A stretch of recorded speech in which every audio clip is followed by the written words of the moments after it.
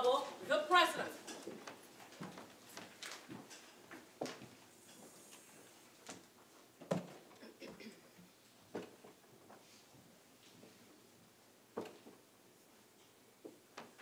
Let us pray. Almighty God, we willingly acknowledge you as the Supreme Being, most gracious and most merciful. Look down, we beseech you, on us who are members of this Senate, and deign to assist us in the duties that we have to perform on behalf of our beloved country of Trinidad and Tobago. Open our eyes to see the truth, and help us to accept it with all its implications into our lives. Direct us, O Lord, in our deliberations, so that setting aside private interests, unwholesome prejudices, and personal affections, we may treat all matters set before us with honesty, courage, and conviction. Through all we say and do in this Senate, may we give glory and honor to your holy name, inspire confidence in our fellow citizens, and make a positive contribution to the peace and prosperity of our nation. Amen.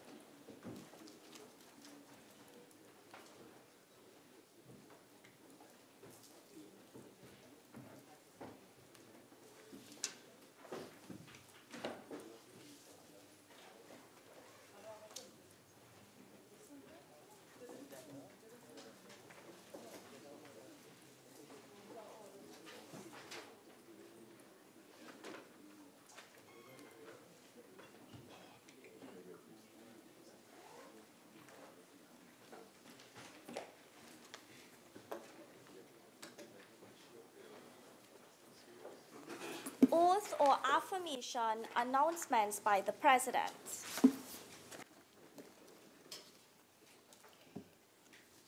Honorable Senators, I have granted leave of absence to Senator the Honorable Franklin Cann and Senator Foster Cummings, who are both out of the country.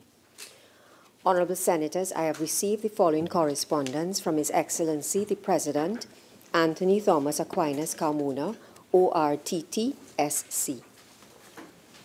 The Constitution of the Republic of Trinidad and Tobago, by His Excellency Anthony Thomas Aquinas Carmona, ORTT-SC, President of the Republic of Trinidad and Tobago and Commander-in-Chief of the Armed Forces.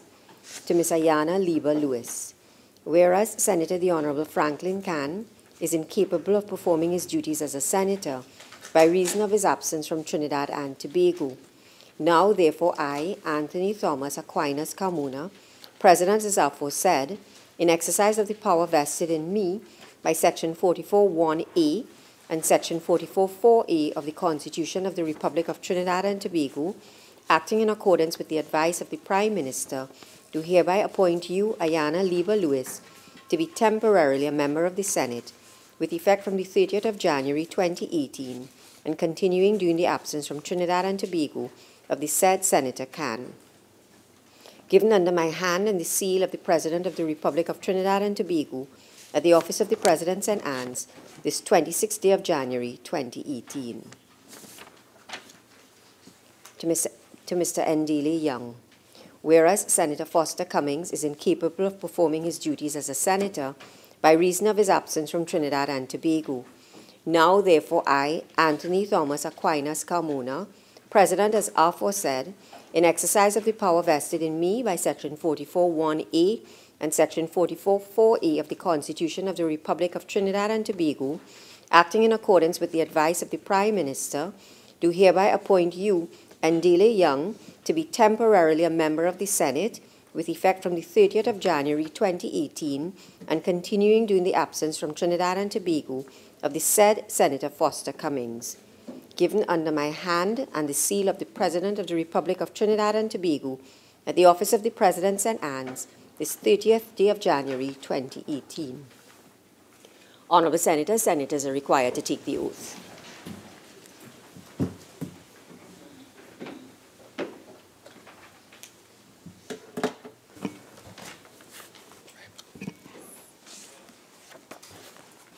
I, Ayana Lewis, having been appointed a member of Parliament, do swear by Almighty God that I will bear true faith and allegiance to Trinidad and Tobago and will uphold the Constitution and the law and will conscientiously and impartially discharge the responsibilities to the people of Trinidad and Tobago upon which I'm about to enter.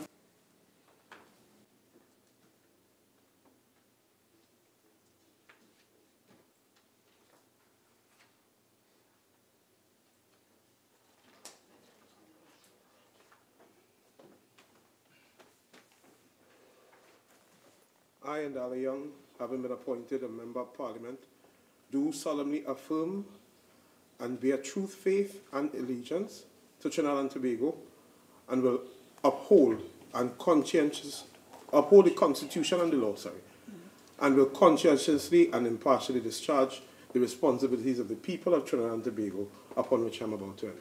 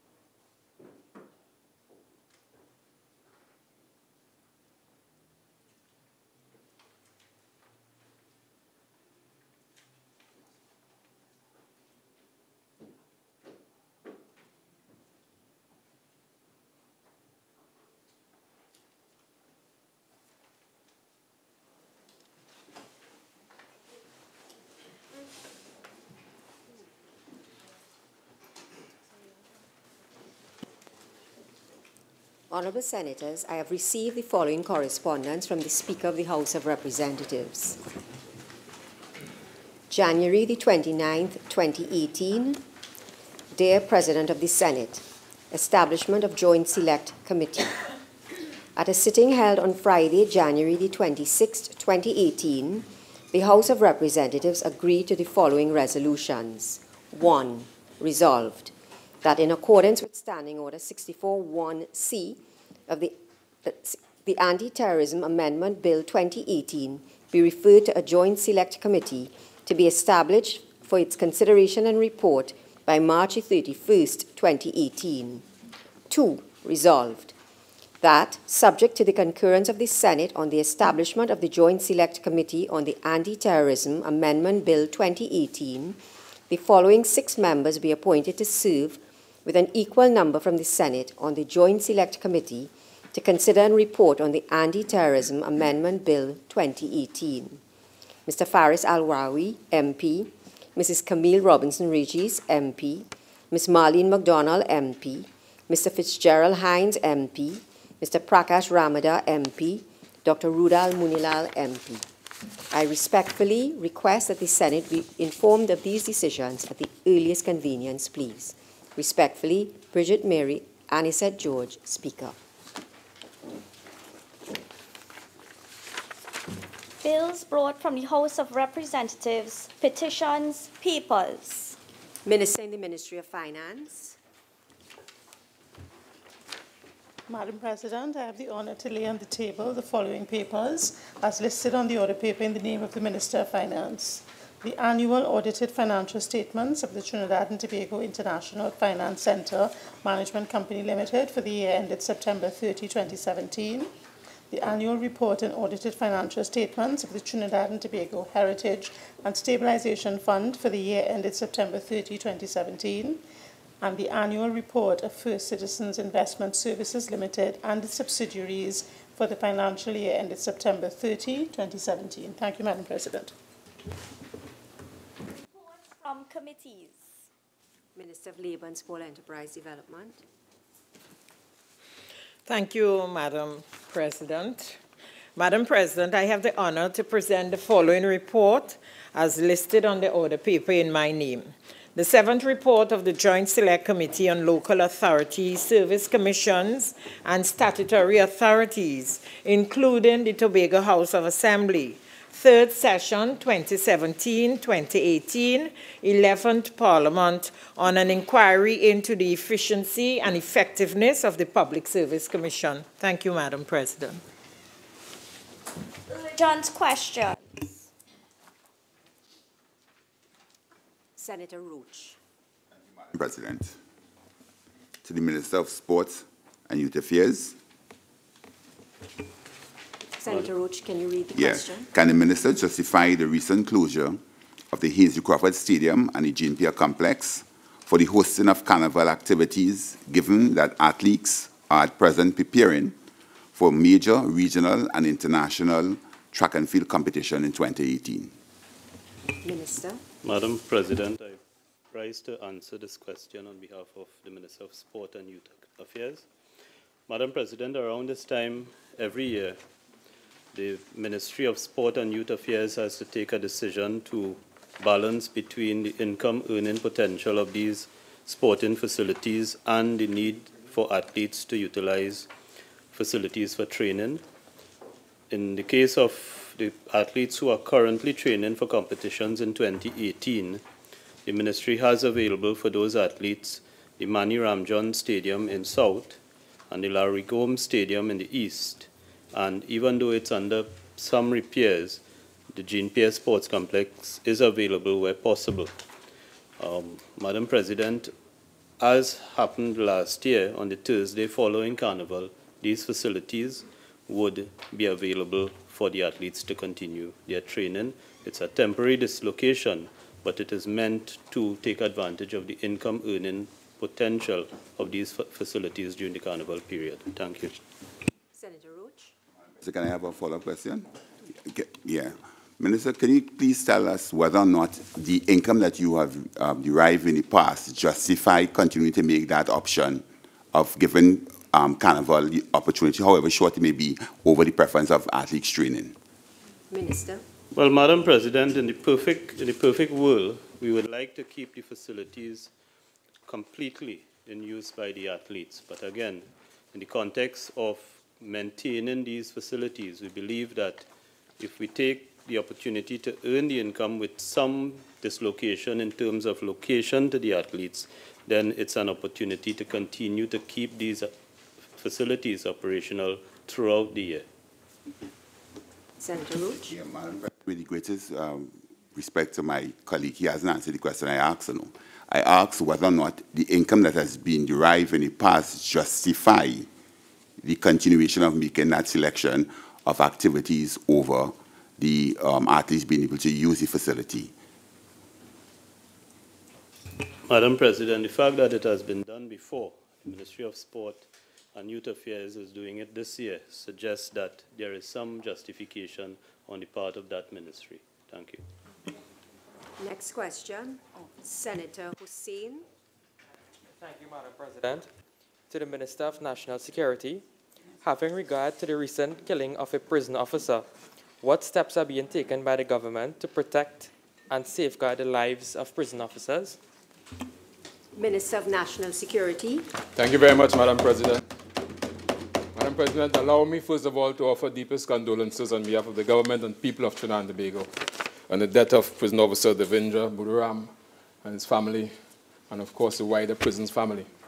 Madam President, the Ministry of National Security continues to take measures to treat with attacks on prison officers. As a matter of fact, only last evening, the Minister of National Security met with the Prisons Association, together with the Commissioner of Prisons and the Commissioner of Police, to explore additional initiatives. To date, Madam President, we are looking at legal framework to treat with people who commit offenses against not only prison officers, but members of the protective services and defense and security services. Additionally, we have adopted an interagency approach, utilizing all agencies of national security to bring to bear on issues pertinent to prison officers and, in fact, the wider defense and protective members, Madam President.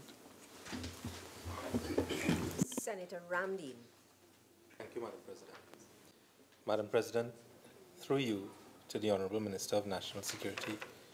Could the Honourable Minister of National Security tell the Senate what counselling has been provided to the wife, Asha Buduram, the wife of Devendra Buduram, who has passed away, and his 2 daughters since last week Friday by the government of Trinidad and Tobago?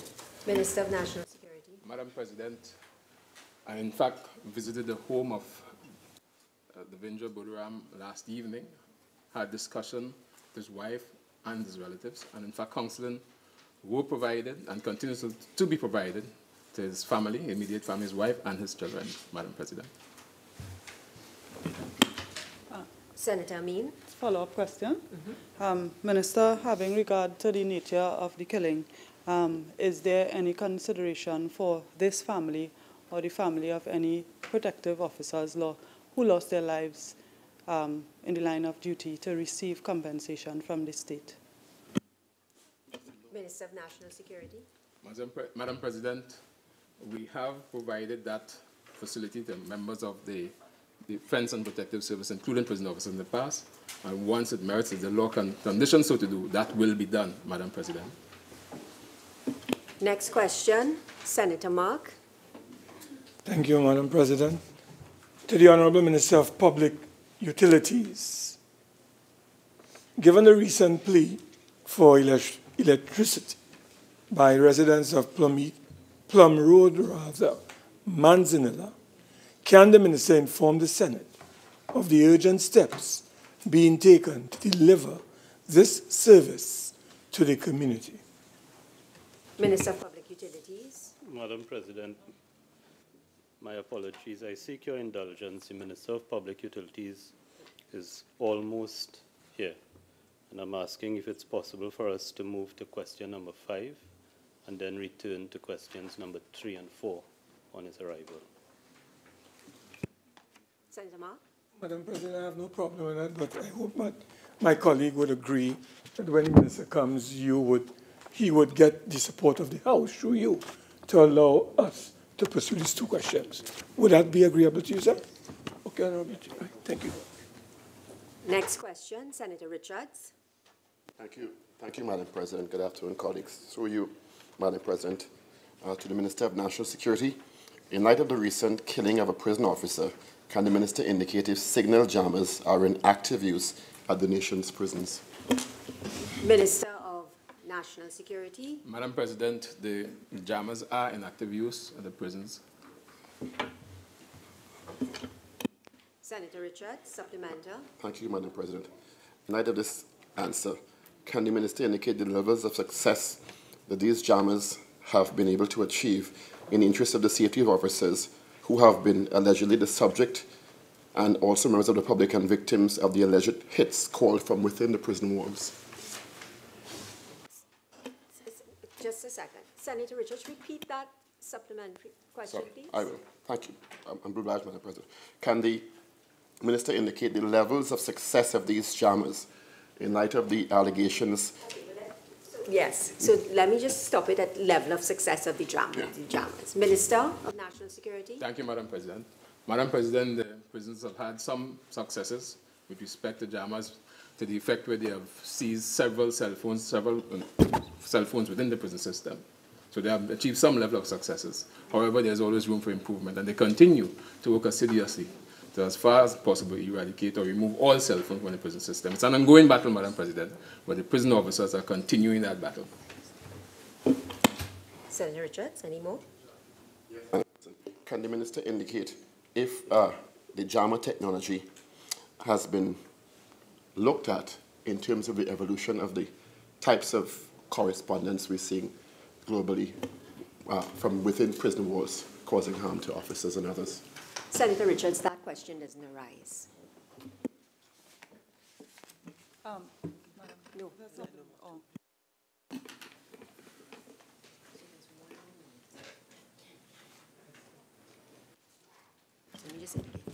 Honourable Senators, we have 1 more minute for urgent questions, but I understand agreement has been reached so that when the Minister of Public Utilities arrives, the answers to 2 questions posed will be provided. All right? Yeah?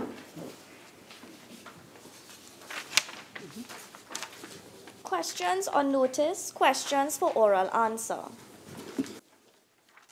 Leader of Government Business, Acting Leader of Government Business.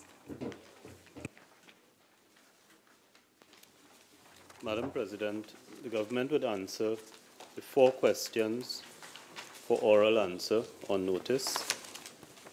And Madam President, regrettably, the government seeks a deferral of the written response, the submission of the written response to question number 13 to the Minister of Public Administration and Communications.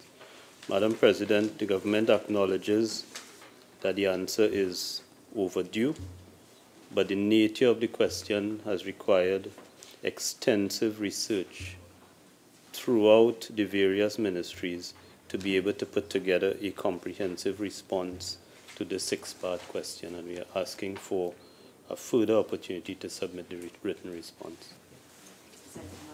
Madam, could the Honourable Minister indicate what is the time frame that he's seeking? Because they did seek an extension, as you recall, for 2 weeks, some time ago.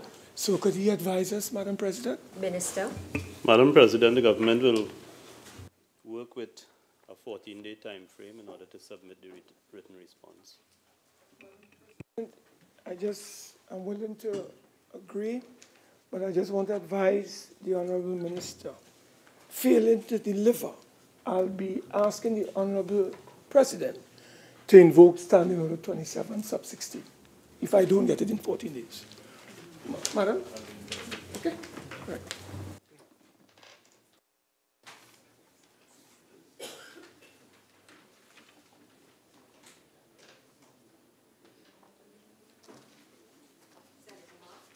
Thank you very much, Madam President.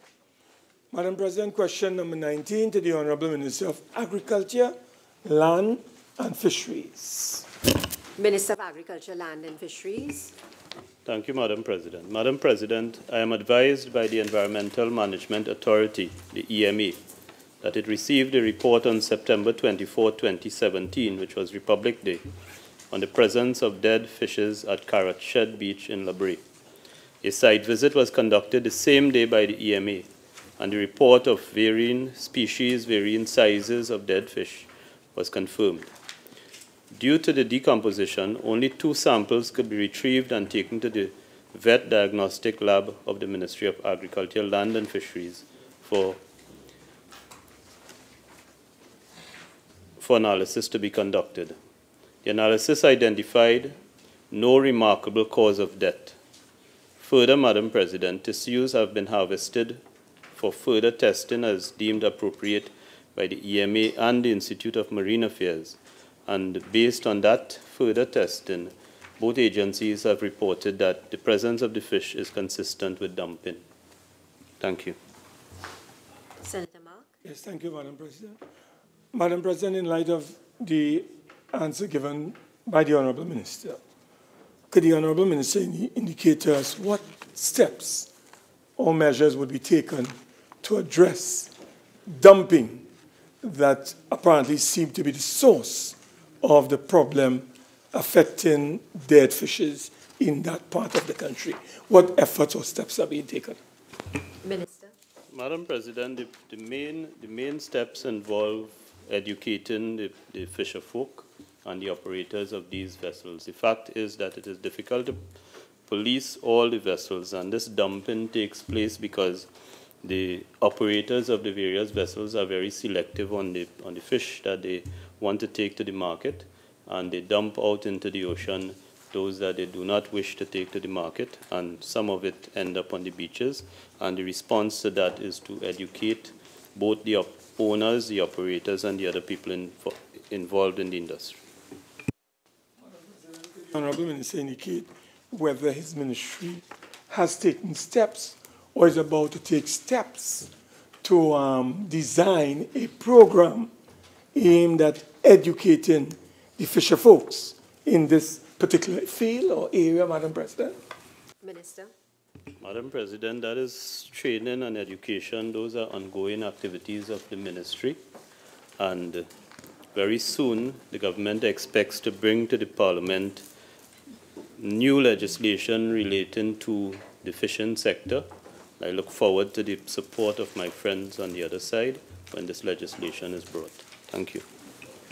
The Honourable Minister indicate, since the discovery of all these dead fishes, could the Honourable Minister indicate how many programs of training and education have been conducted by his ministry to enhance the knowledge and understanding of fisher folks as it relates to dumping?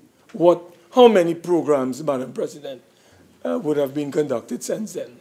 Could the Honourable Minister share with us? Minister.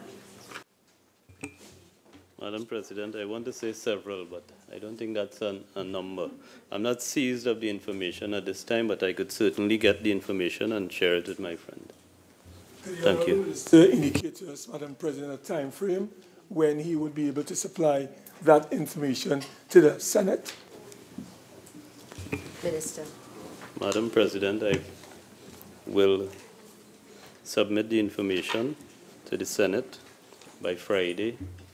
I believe it's the 3rd of February, 2nd of February, Friday the 2nd of February 2018. Thank you. Next question, Senator Mark. Yes, thank you very much, Madam President. My honourable friend has arrived. Question number 20 to the Honourable Minister of Public Utilities. Minister of Public Utilities.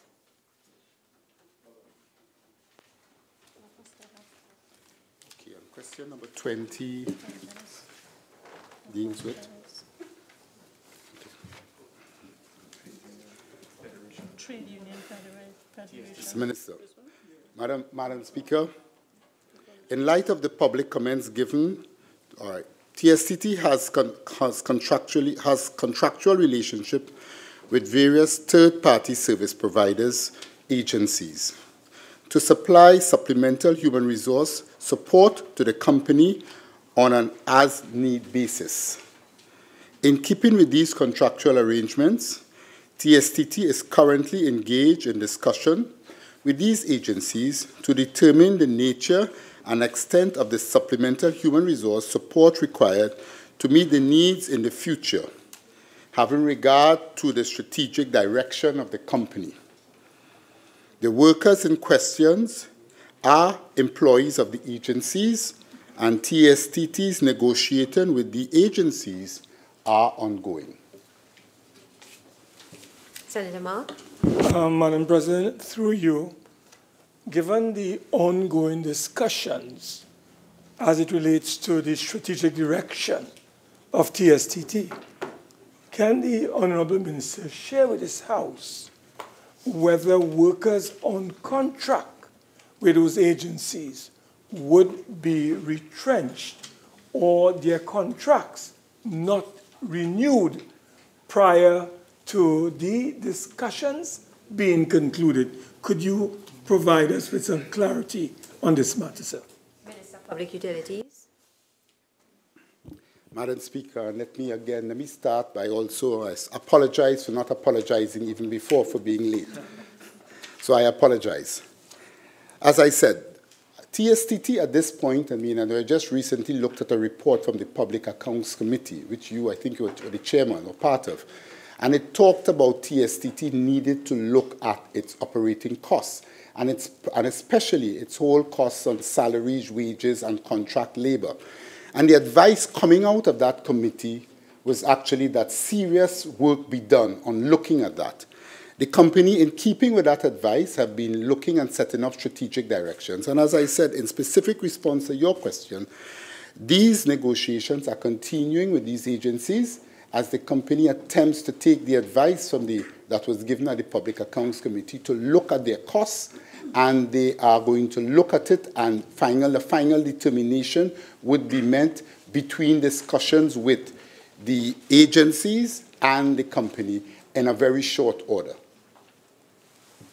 Well, I am the chairman or member of the Public Accounts Committee. I'm the chairman of the Public Accounts Enterprises Committee. Yes, ma'am. I just wanted to correct the record. Can I ask my honourable colleague and friend, my direct question to him, Madam President, was whether workers who have been contracted by these agencies, whether those workers are being retrenched or their contracts not being renewed given the ongoing discussions, or would the discussions have to be concluded, Madam President, before those workers' contracts are ended? Could you clarify for us? Senator Mark, you just asked the minister that question and he provided an answer. So do you have a second supplemental question? Madam President, may I ask directly now to the Honourable Minister whether he is aware, based on your response, that contract workers employed by these particular agencies have been retrenched or their contracts have not been renewed, even in the face of ongoing discussions. Are you aware of this, sir? Minister of Public Utilities. Madam Speaker, Madam President, to you, I am aware that there are discussions between TSTT and the agencies regarding the services of the agencies. And those discussions are ongoing, and when these discussions are concluded, a final determination based on those discussions, other decisions will have to be taken. But I am aware that there are discussions ongoing between TSTT's management and the agencies who are the employers of those workers.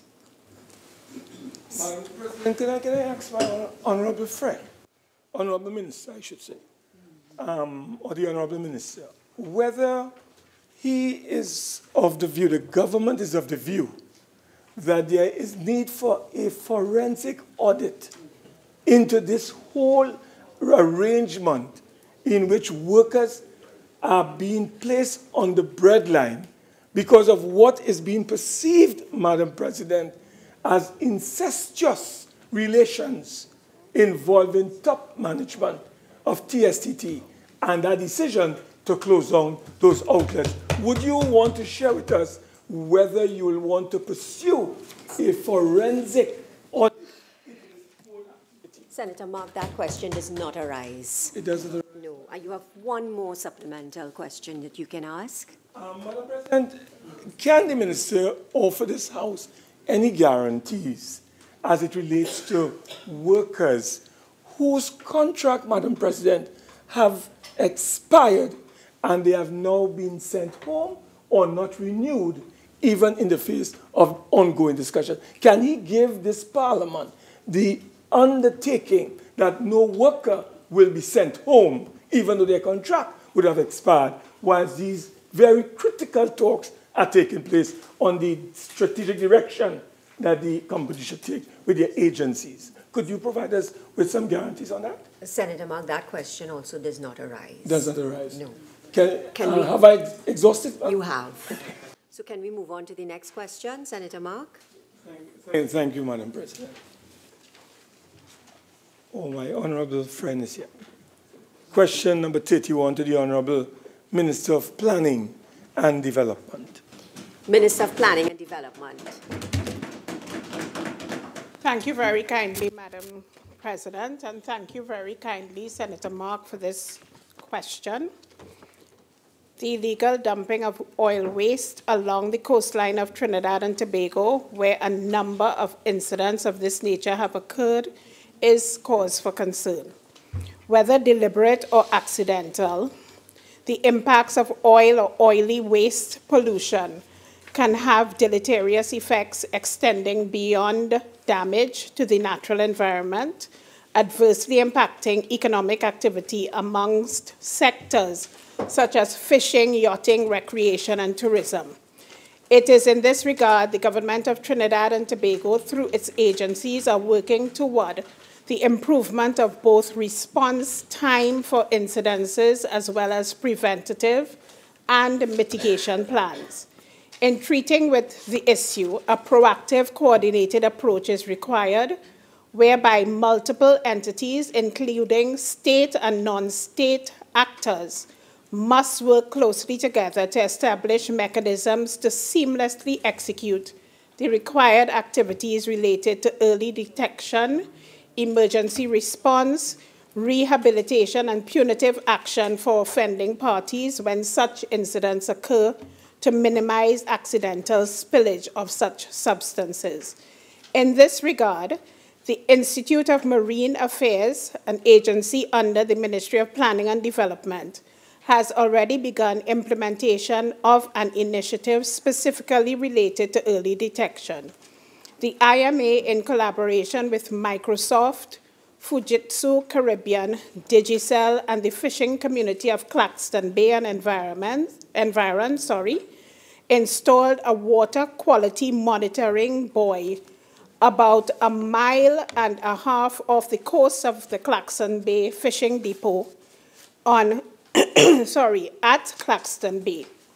The water quality monitoring buoy, launched as a proof of concept on October 25, 2017, is an initiative using state-of-the-art technology aimed at addressing marine pollution and other environmental matters in the Gulf of Paria.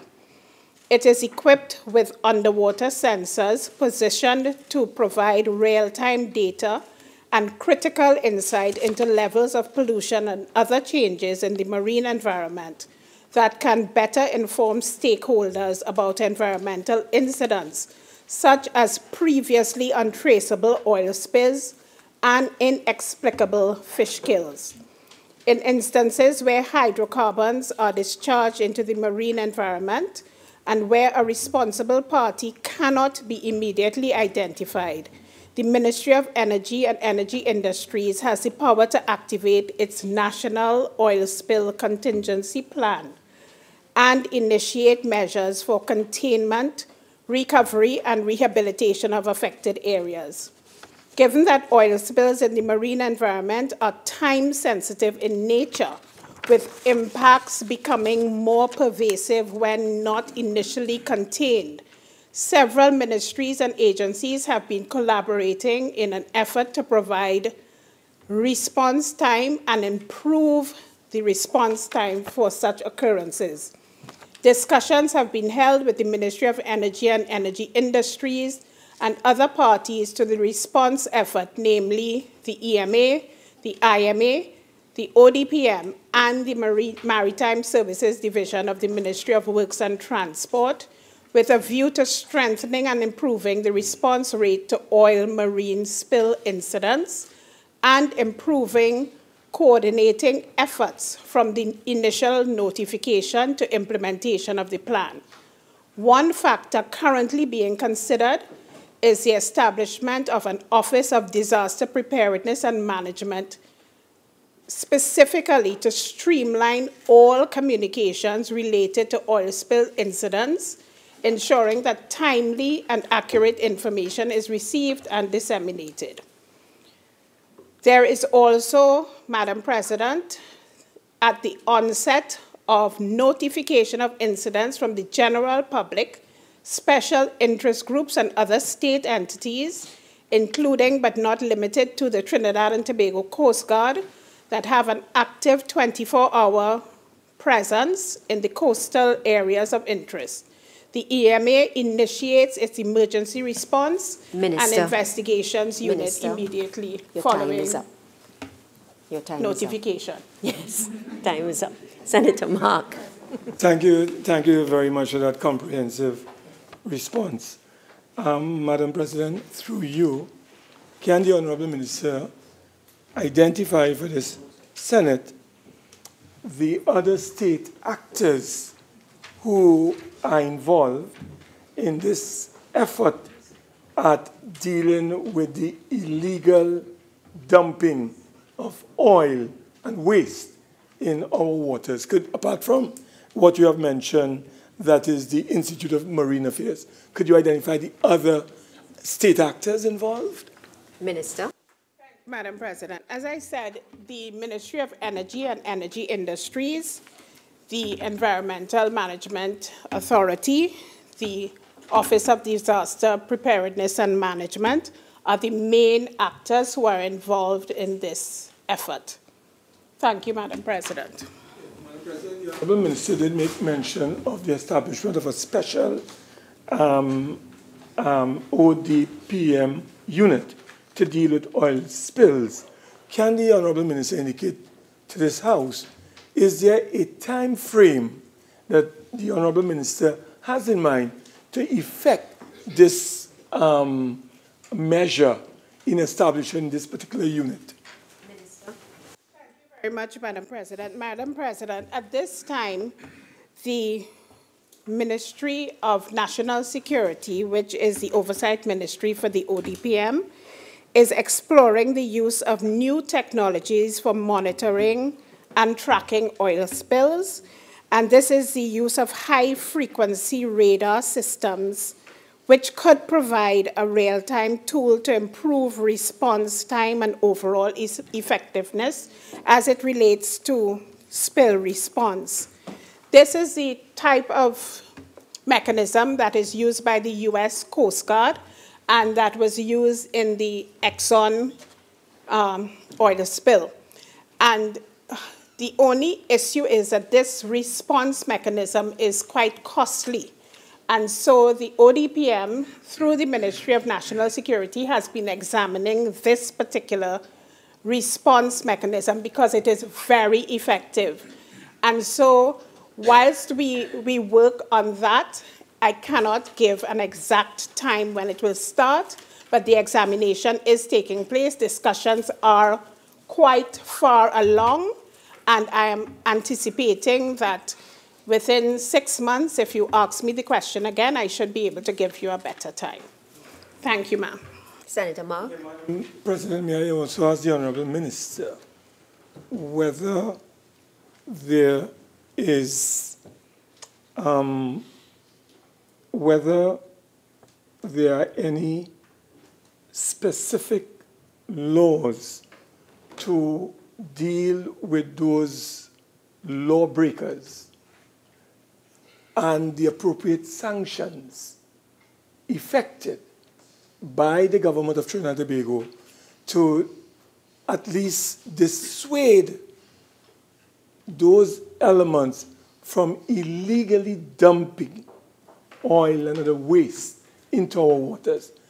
Are there any laws, or do you believe that the sanctions need to be increased, Madam President? Senator Could Mark, you share with us? So, are there any laws? One question. Yes. Do you believe the sanctions? No, Second question. No, just are there any laws at this time to deal with this issue? Minister. Then thank you for the opportunity to indicate that the Ministry of Energy and Energy Industries is the key ministry that deals with these issues. But the Maritime Services Division is also part of this mechanism, and the Coast Guard. And recently, the Cabinet of Trinidad and Tobago approved the framework within which the response to the illegal dumping and accidental dumping will occur.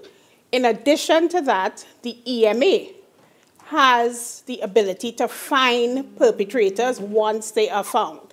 In addition to that, Madam President, the IMA has the mechanism for what we call oil spill fingerprinting, and the IMA uses that mechanism to determine who may be the culprits when an oil spill takes place.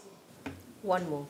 Senator Mark. Madam President, can I ask my honourable colleague whether the government has been able to provide a cost assessment in terms of the monies that we have to put out as a nation to clean up these illegal oil waste and dumping that takes place? Have we been able, Madam President, through you to the Honourable Minister, to have an estimated cost to the country for what has happened thus far? Do you have any estimated cost you may wish to share with us? I don't really wish to share it with you, but I will. Madam President, Senator Mark, as I said, the Cabinet is in the process of determining a mechanism for being able to do that. But you will recall, during the last administration, when there was an oil spill at Petrotrin, the EMA was able to fine Petrotrin $20 million for the cost of the spill and the cleanup and so on. So the EMA has a mechanism, but the Cabinet is putting in place, using these various agencies, a mechanism and a framework so that we are able to actually quantify what the effective and be able to recover from the agencies or the perpetrators once we know who the perpetrators are. But I'm very willing to return if Senator Mark would like to ask me further questions, because I'm always very happy to be in the Senate, and I thank Senator Mark, and usually Senator Richards asks me questions also. So I'll be happy to return at any time. Thank you, Madam President. Next question, Senator Hussain. Thank you very much, Madam President. Question number 46 to the Honorable Attorney General. Attorney General. Thank you, Madam President. The second floor of the office of the DPP is in fact being utilized. As to half of the floor, which is designated as a courtroom area, that half is being used to conduct court training for internal legal staff throughout the year. And as to the other half of the floor, to house the staff of the procurement unit, along with the attendant storage facilities, as well as the human resources staff assigned to that office. Okay. You have a supplemental? Yes? Can the Honorable Attorney General indicate which procurement unit you're referring to? The procurement unit of the office of the DPP. As the Honorable Senator will be aware, the procurement legislation is in effect in Trinidad and Tobago, and the government sent out an instruction that every ministry, state enterprise, etc., is to be comprised of entities including procurement units to operationalize the law, as a consequence of which throughout the public service in Trinidad and Tobago and the statutory authorities, procurement units exists in ministries and events. Senator Hussain. Can the Honorable Attorney General please indicate if any steps are being taken by the government to address the shortage of office spaces at the North Office, the DPP's office? Senator Hussain, that question doesn't arise. Next question? No?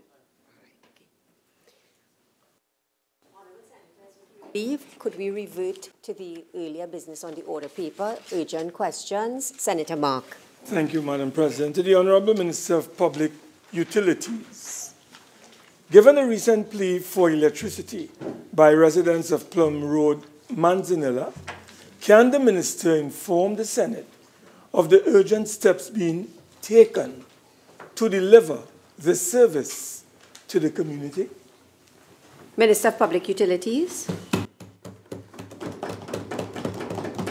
Madam President, with respect to the provision of electricity to residents, in keeping with TNTEC's standard policy, a survey is undertaken, and based on findings, a design is done and the customer is notified in writing of the costs. In the case of Plum Road, Manzanilla, the residents were advised by letter dated the 21st of November 2016 of their capital contribution for providing the service of $189,658.66 plus VAT. The customers can request financial assistance from the Ministry of Public Utilities via the electrification program. Funding is provided subject to budgetary constraints. The Ministry has not received any requests for financial assistance under the electrification program from the residents of Plum Road, Manzanilla. Senator Mark, supplementary. Thank you, Madam President. Could the Honourable Minister indicate to this House whether a survey has been conducted to determine the requirements of the community in question? Has TNT conducted a survey? Minister of Public Utilities. Yes, Madam President, and I see you look puzzled because I remember I said in my answer that TNTech did a survey and they actually did a budget for the which was sent by letter to the residents dated the 21st of November 2016 of the capital contribution, which would have been I repeat, $189,658.66 plus VAT. So a survey was done and a capital cost was presented to them.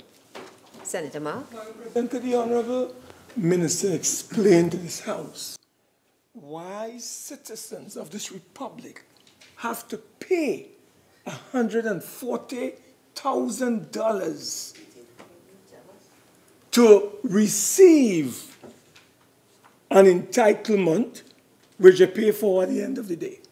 Why is that necessary? Minister, could you explain to us why that is necessary? Minister of Public Utilities. Again, Madam President, the conducting of when citizens require electrification that goes beyond the present scope of the grid, the procedure that requires a capital cost by TNTech to provide that electricity. TNTech has to look at that capital cost and determine, again, how many residents are going to be impacted, what is the cost associated with that, and it is standard practice in TNTech that that particular cost is then passed on to the residents of the particular area. Now, the residents have the option to apply to the ministry, as I said before, under the electrification program for some degree of assistance. But that is the standard procedure that is in place at TNTech for TNTech providing electricity services to people outside of the grid because it requires a certain amount of capital expenditure to do so. No, no more. Use up your two. Yes. Thank you, Madam President. To the Honourable Minister of Public Utilities, can the Minister state what urgent measures are being implemented to ensure the provision of a potable water supply to residents of Susulands, Penal? Minister of Public Utilities. Madam Speaker, and again, I do apologize to the House, Madam President, for again, not being here at the time when this was on the agenda. The Susuland area received a pipe-borne water supply from the Penal Water Treatment Plant. At present, there is a shortfall in production at that plant of 200 gallons as 3 wells are not functional. It is estimated that these wells will be back in operations within 2 weeks from today. The area can also receive a supplemental supply from the Teak Village booster. However, the situation requires some electrical upgrade work to maximize the pumping capacity. The authority is currently in discussions with TNTech, and this matter is expected to be resolved within 1 week. The area generally receives a scheduled pipe-borne water supply, PBWS, Saturday into Sunday. The recently missed schedule was caused by the direct shutdown of the desalination plant operations. The last PBWS received due to the shutdown was February 23rd to Monday the 29th, January 2018. Under the existing conditions, with Desalco back to normal production, the next scheduled supply will be Saturday, the 3rd of February, 2018. An improved supply will be seen when the wells return to service at the Teak Village booster. Electrical upgrade work are completed by TNTech. It is also my understanding that truck-borne water was delivered to the area over the weekend. Madam President, can the Minister indicate to this House whether he is aware that residents of the community identified have been without potable water for several weeks? Minister of Public Utilities. Madam Chairman, based on the information that Madam President, based on the information that I have available, as I read in my statement, the last pipe-borne water was received as a result of the shutdown was on the 26th to Monday, the 29th of January 2018. So that I am not aware that they have not been able to receive water for several weeks. I know we had a shutdown of the desal plant, which was advertised in the newspaper, and affected areas was also advertised, of which this was one of them. And as a result of that, they missed their regular schedule of water, and they didn't get for a particular period. So I gave the last time. I'm also aware that over the weekend, truck-borne water supply was delivered to the area. So based on that is the information that is presently in my possession. Senator Mark. Well, given the challenges identified by the Honourable Minister, could you indicate to this House that once these challenges have been overcome, you can guarantee this House and the residents of that community of a regular supply of water 7 days a week, 24 hours? Could you tell us? Senator Mark, that has been covered. Please, that has been covered by the Minister in his reply before, so I won't allow that question.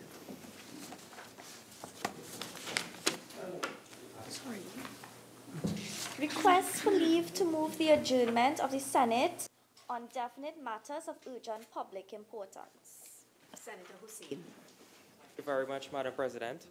Madam President, I hereby seek your leave to move the adjournment of the Senate today under Standing Order 16 for the purpose of discussing a definite matter of urgent public importance.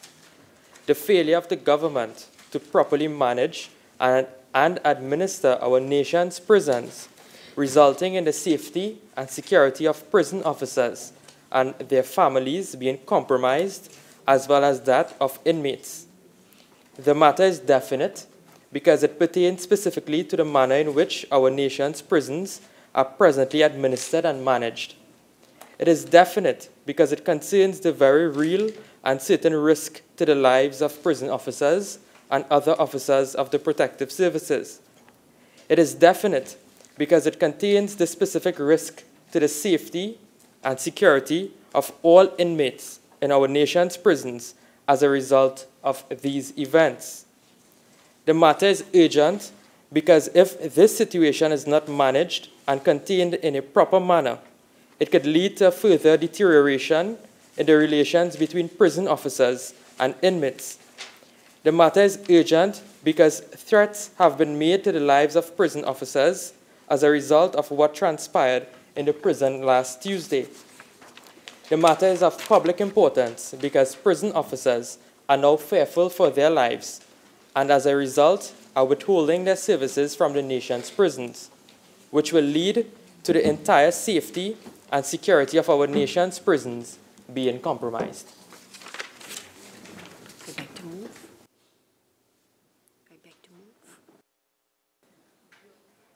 Honourable Senators, I have considered the motion of the Senator, and I am not satisfied that this matter, as presented, qualifies under the standing order. Honourable Senators, you will note, however, that certain urgent questions were allowed dealing with the subject matter.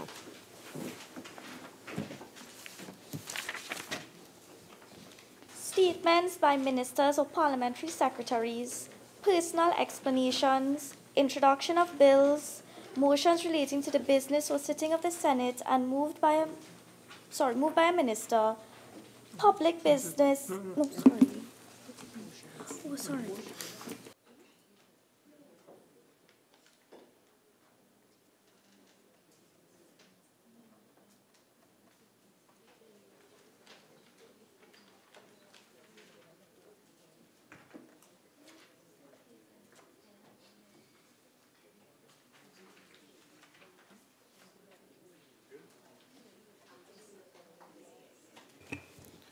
Madam President, having regard to the correspondence from the Speaker of the House in relation to the establishment of a joint select committee to consider and report on the Anti-Terrorism Amendment Bill 2018, I beg to move that the Senate concur with the House of Representatives in the establishment of the committee and the following 6 senators be appointed to serve: Clarence Rambarat, Mr. Nigel De Freitas, Mr. Foster Cummings, Mr. Saddam Hussein, Ms. Sophia Choate, and Mr. Stephen Crease.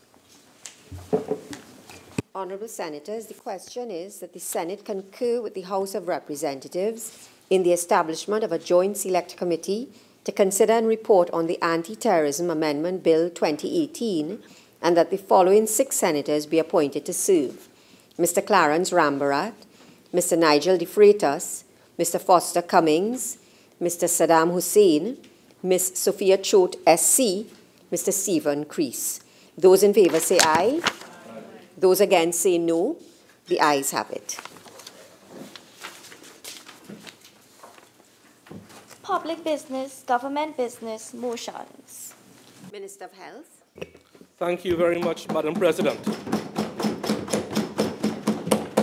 Madam President, I beg to move the following motion standing in my name. Whereas it is provided by Section 5A of the Dental Profession Act, Chapter 2954, hereinafter referred to as the Act, that the Minister may, by order, after consultation with the Council, amend the schedule by adding thereto, or deleting therefrom, any university, college, or other institution. And whereas it is provided by the said Section 5A of the Act that every order made under this section shall be subject to affirmative resolution of Parliament.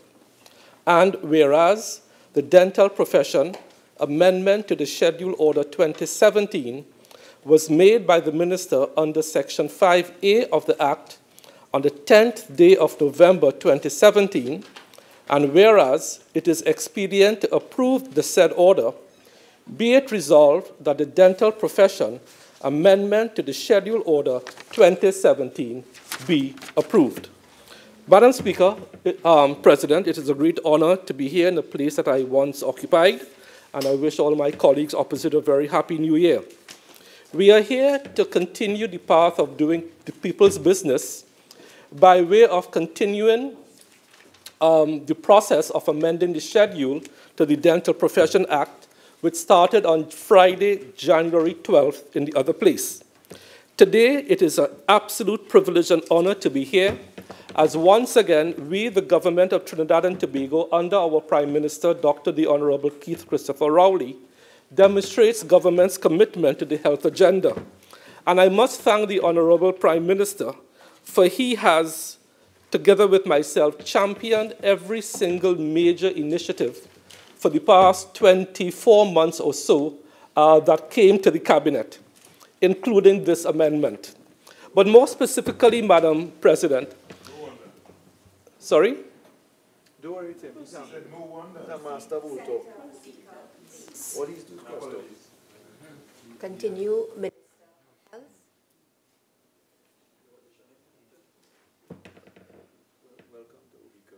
My God. Madam Speaker, Madam President, but more specifically, we are here to fulfill a manifesto promise which spoke about improvements to our primary health initiative and to improve primary health and to decrease inequities in our healthcare system. Madam President, just by way of explanation, I think one needs to put the dental services in the country under the perspective of the RHA system. The RHA Act No. 5 of 1994 created a system of devolution of responsibility from the Ministry of Health to these bodies called regional health authorities for the provision of goods and services. It was thought at the time that this was the way to go, and for better or for worse, we have done that. In Trinidad and Tobago, under the Act, we have 5 RHAs, 1 in Tobago and 4 in Trinidad and Tobago. However, Madam President, that devolution of the delivery of goods and services was not a complete and absolute devolution, because the Ministry of Health retained under its direct control 20 services not devolved to the RHAs, and these services are what we call vertical services. Some of the vertical services that members of the population and colleagues opposite will know about will be things like the Hansen's unit, blood banking, insect vector control. Dental services is also one of these 20 services retained as what we call vertical services under the Ministry of Health and has not been devolved to the RHAs.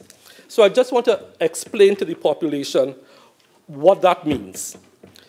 The issue facing us, Madam President, is that under the Dental Act of 1980, there has only been one amendment to the schedule in 1990. So the schedule was amended in 1990 to include the University of the West Indies, TTO. Trinidad and Tobago, for UN purposes and international purposes, is referred to as TTO. So University of the West Indies, TTO, Dental School, was, by amendment, included in the schedule in 1980. So that is the issue. That created a particular mischief, and the mischief we want to resolve is the mischief today. That since that amendment in 1999, the University of the West Indies has now added a second dental school to its campuses, and that is to the Mona campus, the Medical Sciences faculty. So now under the aegis of the University of the West Indies, you have two dental schools, one at St. Augustine, which was added on to the schedule via amendment in 1990, and now we are here today to continue the process started on Friday, January 12th, to add a second dental school, that in Mona, Jamaica. Madam Speaker, as I read out the motion, it spoke to that the amendment could only be made after consultation with the Dental Council. I am to report to the Senate that by letter September 19th, 2016, we did, in fact, consult with the Dental Association, the Dental Council of Trinidad and Tobago, and by letter dated September 19, 2016, signed by its president, Dr. Anil Suratan, they did indicate their misgivings about having Mona, Jamaica added to the schedule. And I think for completeness, I need to read into the record the pertinent parts of the letter. To the Honorable Minister, our decision to not grant the Mona School of Dentistry automatic registration at this time is based on following factors. Factor 1, in the schedule of accredited institutions of the Dental Professions Act, the list is divided by countries, and the UE Dental School falls under Trinidad and Tobago. That is now being addressed today. So their first objection, that the schedule does not make reference to Mona, Jamaica, will be corrected today. So that mischief will, in fact, be corrected. Their second objection goes like this. The Dental Council has some degree of oversight over the School of Dentistry, St. Augustine, as the Minister of Health, in collaboration with the Dental Council, can review the curriculum every 5 years and make recommendations thereon. The Dental Act provides no such provision for the School of Dentistry, Mona.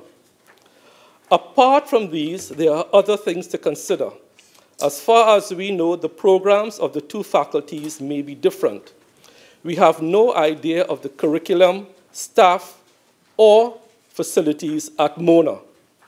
There are two UE representatives from the School of Dentistry, St. Augustine, that sit on the council, and this offers some degree of collaboration between the two. But it goes on to make this rather interesting statement. Also at this time, the council is reconsidering whether we should have a schedule at all. So even though we are here to amend the schedule to address their first concern, they are now stating in the letter that they are even considering whether they need to have a schedule at all. And we plan to raise this with you when we present our legislative changes shortly. So the first objection, the first concern that Mona is not included in the schedule will be fixed today. The second one, about review of curriculum and so on, I will now deal with substantially. Sure. I thank the Minister for giving me. Minister, I just want to make a short interruption, which is, I just wanted to get the dates, because from my hearing of your contribution, the dates of your letter to the Council and the date of the reply, I just have both of them as the 19th of September, 2016. Sure. Thank you. So we would have had discussions with them on a particular date. They would have written to me on September 19th, 2016. Okay? You're welcome. So, Madam Speaker, I will now deal in a very substantive way, Madam President, in a very substantive way with the second area of concern by the Dental Council, and that has to do with curriculum. Madam President, the issue of accreditation of either curricula or facilities or faculties is not one of individual dental councils, but rather by something called the Caribbean Accreditation Authority for Education in Medicine and Other Health Professions, which includes dentistry. There is this agreement from 2003, I believe, which was signed off by 13 heads of CARICOM. The then Prime Minister, the Honorable Patrick Manning, would have signed on for the government of the Republic of Trinidad and Tobago on the 13th day of November 2003.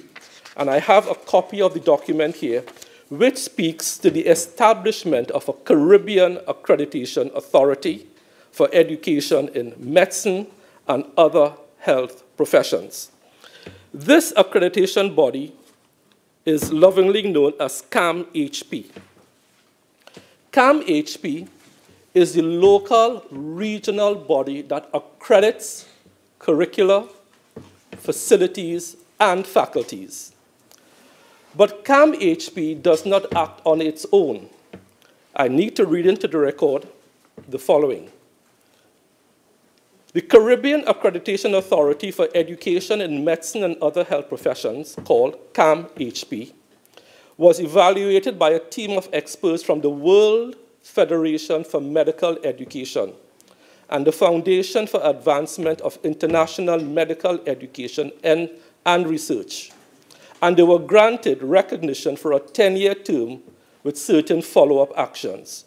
This is the regional body that accredits all medical and allied healthcare delivery curricula, facilities, and faculties. So this is the countries and the regions' comfort that these programs adhere to certain quality levels, and they could be assured of that.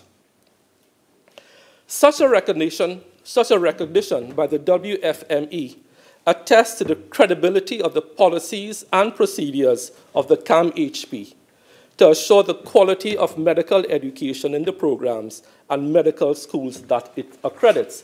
So whether the curricula may be different or not, CAM-HP has accredited both UWI St. Augustine's School of Dentistry and the School of Dentistry located at Mona, Jamaica.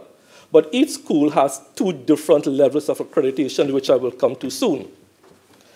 To further comfort the public through you, Madam President, and my colleagues opposite, that the accreditation is beyond reproach, I need to also put on the record a letter from the Accreditation Council of Trinidad and Tobago, dated January 18, 2018.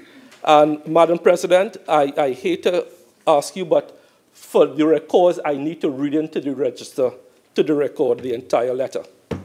Dear Minister Deyalsingh, recognition of Caribbean Accreditation Authority for Education in Medicine and Other Health Professions. On behalf of the Accreditation Council of Trinidad and Tobago, I am pleased to advise of the recognition of the Caribbean Accreditation Authority for Education in Medicine and Other Health Professions, CAM-HP. CAM-HP is the legally constituted body established in 2003 under the aegis of the Caribbean Community, CARICOM, and is empowered to determine and prescribe standards and to accredit medical, dental, veterinary, and other health-related professional education programs. CAMHP is the only recognized external quality assurance agency established in the Caribbean to accredit medical, veterinary, and other health-related professional education programs, and has to date reviewed more than 20 institutions across the Caribbean, including the University of the West Indies campuses in Trinidad and Tobago, Barbados, and Jamaica. The Act, that is, Accreditation Council of Trinidad and Tobago, advises that any medical school established in the Caribbean must be accredited by CAMHP to be recognized by ACT. The Act further advises that prospective students desirous of pursuing a medical degree at an institution in Trinidad and Tobago or across the Caribbean should ensure that the medical school has been accredited by CAMHP. ACT further advises that any institution, local or foreign, planning to offer medical, veterinary, dental, or any other professional health-related program in Trinidad and Tobago should also seek accreditation from CAMHP in addition to seeking registration and or accreditation status with the Accreditation Council of Trinidad and Tobago. That is further guarantee that CAMHP is the only body in the Caribbean to accredit dental schools. Not the Dental Council, not the Medical Council, not the Ministry of Health, not an RHA. It is CAMHP. And I think I have put on the paper, on the Hansard, enough evidence that CAMHP in the Caribbean is not only accredited further by the world governing bodies, but the Accreditation Council of Trinidad and Tobago fully recognizes CAMHP as the only accreditation body for medical, veterinary, and dental services in Trinidad and Tobago. Further, Madam Speaker, as promised, I will now say and put on the record what is the accreditation status of both Mona Jamaica and UWI St. Augustine as determined by CAMHP. The last accreditation done in July 2017 of both facilities, a mere 7 or 8 months ago, that July 2017 determination of the School of Dentistry in St. Augustine, that particular campus, that particular school, got accreditation on probation, which was extended for the period 2016 to 2018. Accreditation on probation. Why? Because they had found certain weaknesses in critical areas. And all of this that I'm putting on the record is on the CAMHP website. What was the accreditation status for the Mona Campus Jamaica? At the same date, July 2017 determination, the UWI School of Dentistry, Mona Campus Jamaica, got accreditation with conditions for 2017-2019, which meant there were deficiencies or weaknesses in non-critical areas. So, UWI St. Augustine, there were deficiencies in critical areas. Mona Jamaica, deficiencies in non-critical areas. So that needs to be put on the table. And the meaning for that and what that means is particularly clear. Madam President, I would now like to give this Honorable House, through you and to my colleagues opposite as I seek their support, a tour of the dental landscape in Trinidad and Tobago to further give the reasons why we need this amendment to put Mona Campus Jamaica on the schedule. Madam President, as of now, there are 425 registered dentists in Trinidad and Tobago. 425, which gives you a ratio of 1 dentist for approximately 3,212 persons. But, Madam Speaker, there are a lot of inequities and inequalities in the provision of dental services, and I will say why. The provision of dental services, like medical services, like law, like any of the other professions, professionals tend to practice in communities or areas where there's a certain catchment area of people. So what happens with dental is that you get a lot of dentists, even though you have 425 registered dentists, a lot of dentists practicing in cities and towns. But what about the rural areas? And that is where the inequities come in. People in rural areas who now do not have easy access to a dentist. And Madam President, let me say this. Most of us here, I am sure all 31 of us here, will have a dentist on our phone listing, or will know a dentist, or will have a family member who is a dentist, or will have a medical plan, or will have a dental plan. I'm sure, all 31 of us here. I am sure that, I'm just speaking aloud here, after childbearing pain, dental pain is probably the type of pain that will I never, yes, that's what I said, I assume. After the pain of childbirth, possibly dental pain is one of those pains that will drive you to absolute distraction, that you want to cut off your head to get rid of this pain.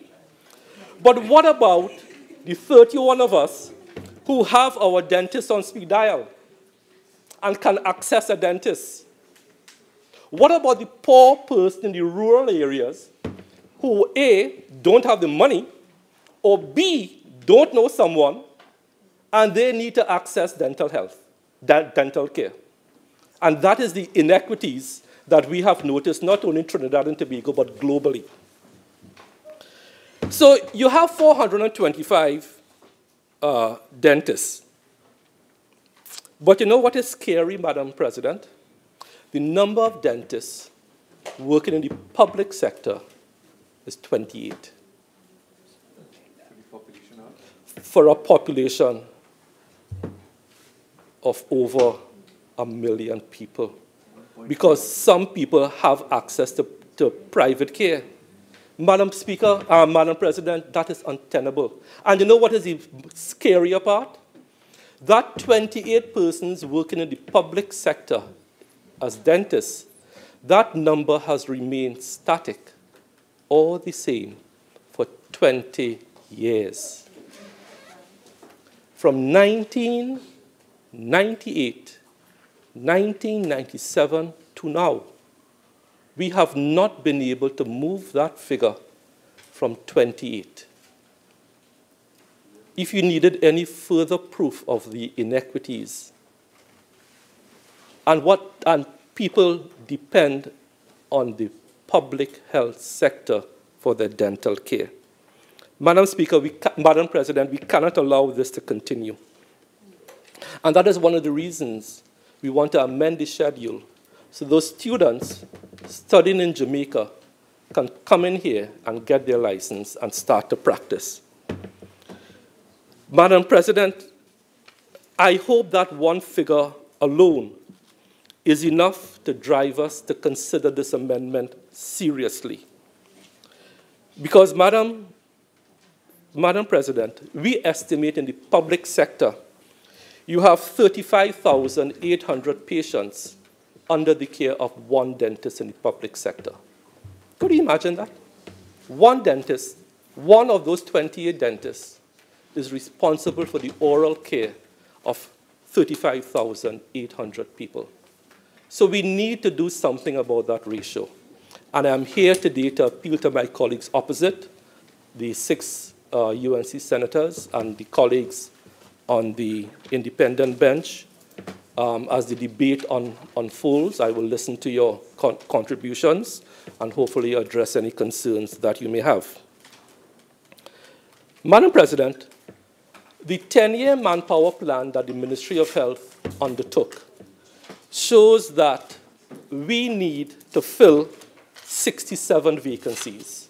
We currently have 28 people, but the 10-year manpower plan calls for 135 dentists in the public sector. So 28 from 135, if my math is correct, I think we need 67 people to fill those vacancies. So it is critical, it is absolutely critical that we bring our students studying in Mona, Jamaica, down to Trinidad to have them registered. Let us break down these barriers that keep those scholars out. There is no rational reason for having them come down here to do a second qualifying exam. I have put on the table that CAM HP accredits curricula, faculty, and facilities. I have also put on the table that CAM HP has said unequivocally that UWI St. Augustine will be accredited, but they have some concern in critical areas. But in Mona, Jamaica, the concerns are in non-critical areas.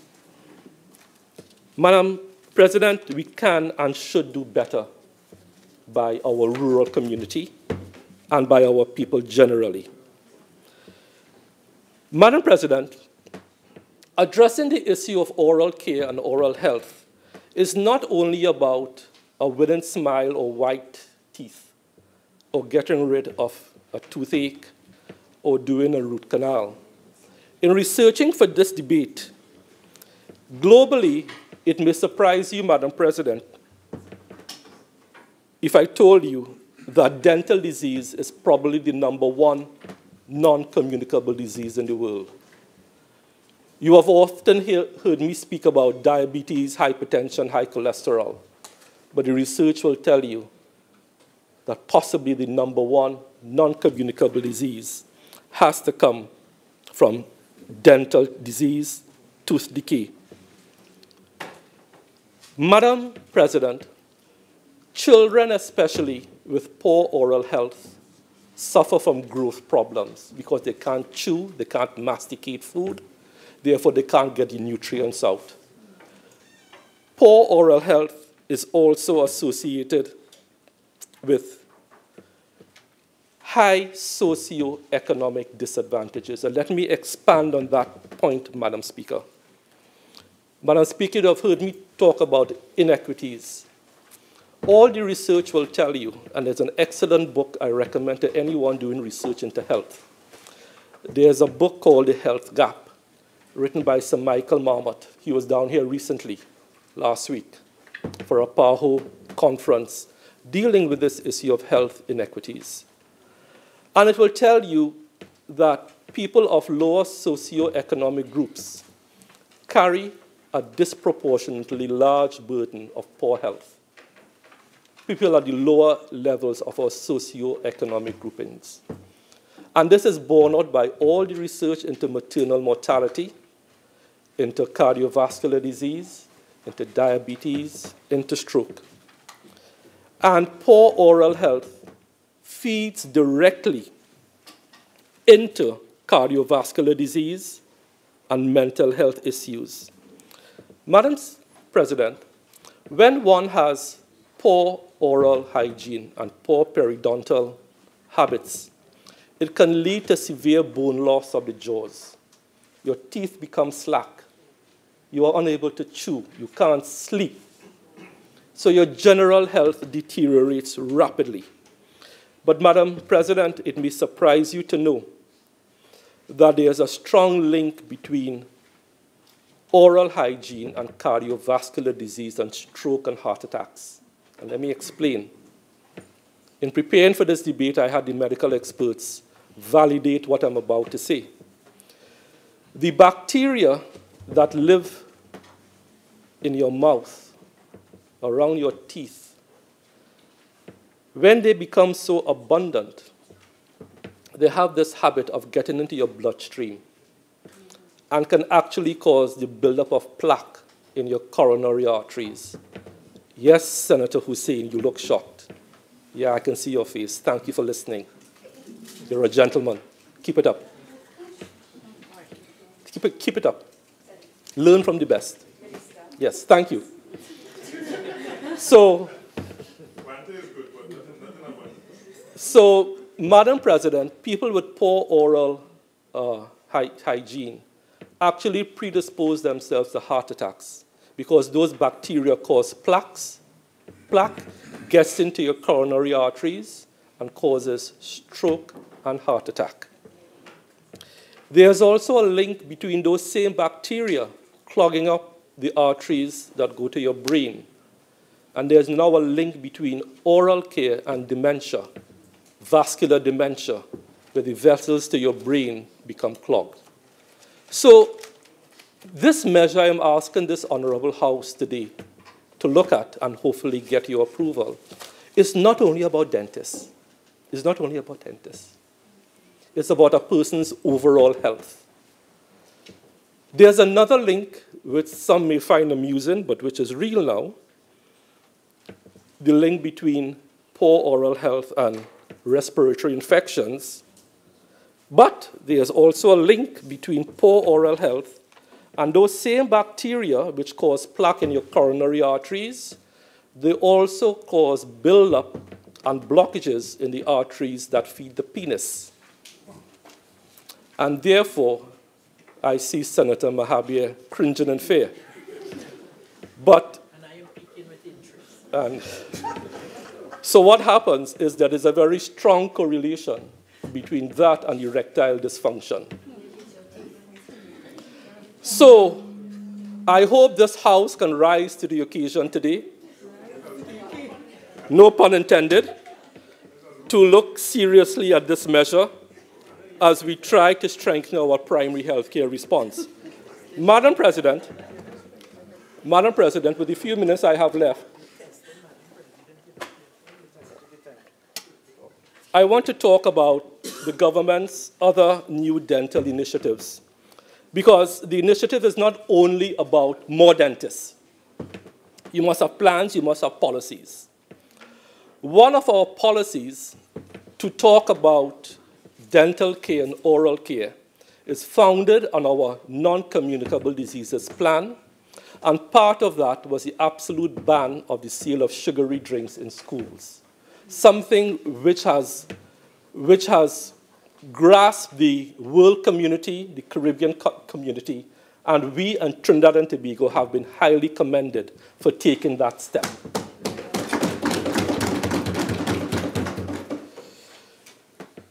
Because banning sugary drinks and soft drinks and fruit juices with extra sugar is not only about health care and oral health care, it's about childhood obesity. It's about preventing the next generation of obese children from becoming diabetics. Right? Yes, and I am reminded I did make enemies with that. Because when you challenge a status quo, you are going to get pushed back.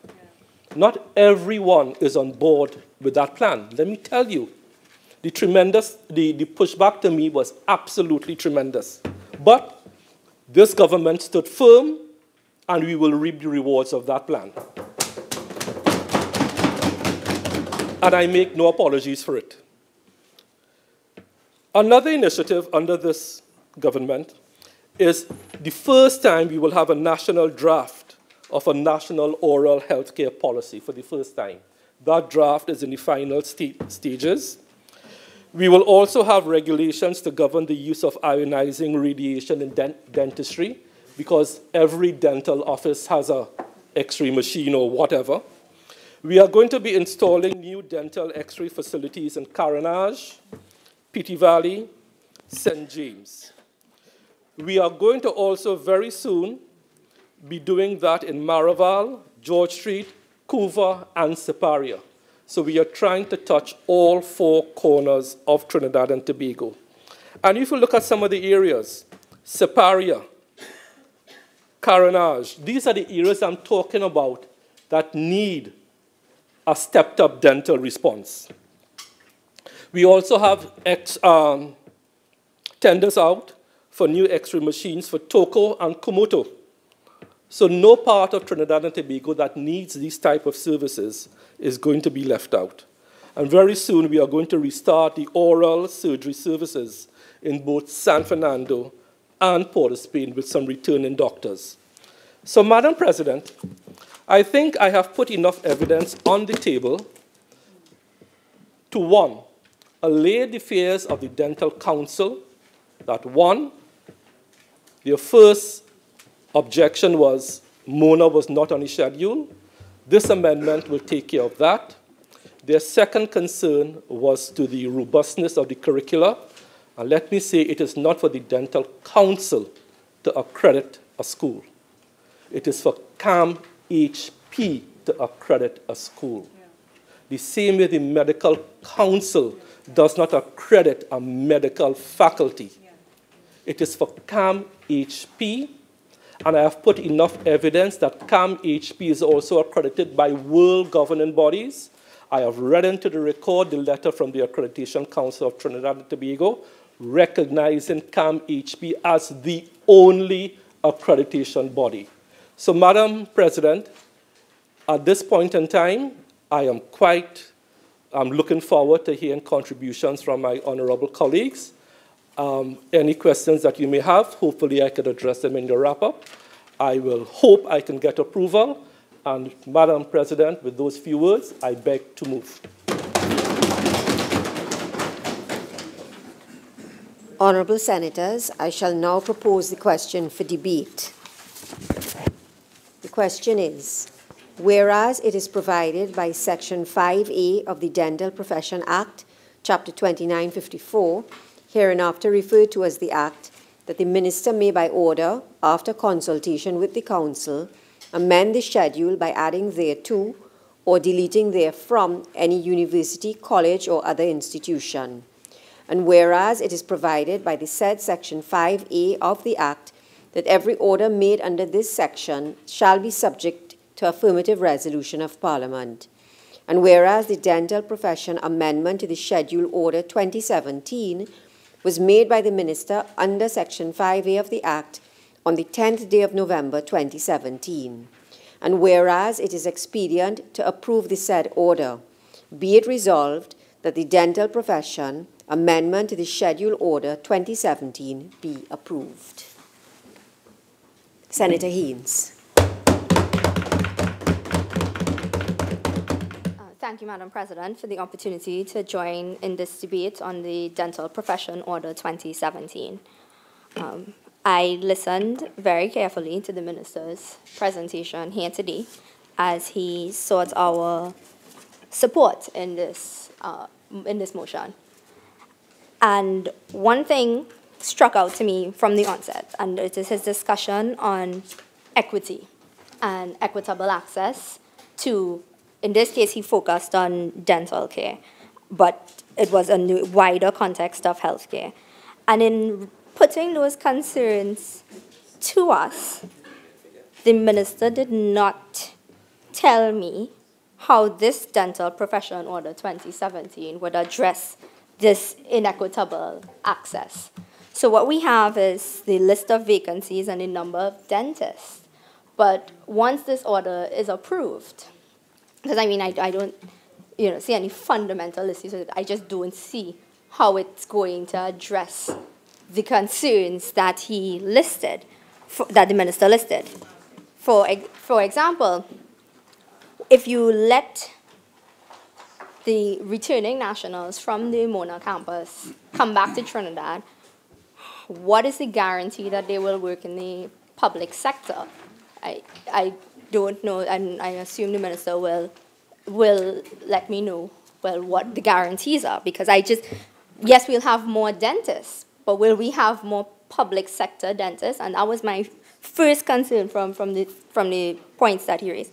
And then the Minister went on to talk about, his real concern for rural areas and addressing their needs and making healthcare equitable.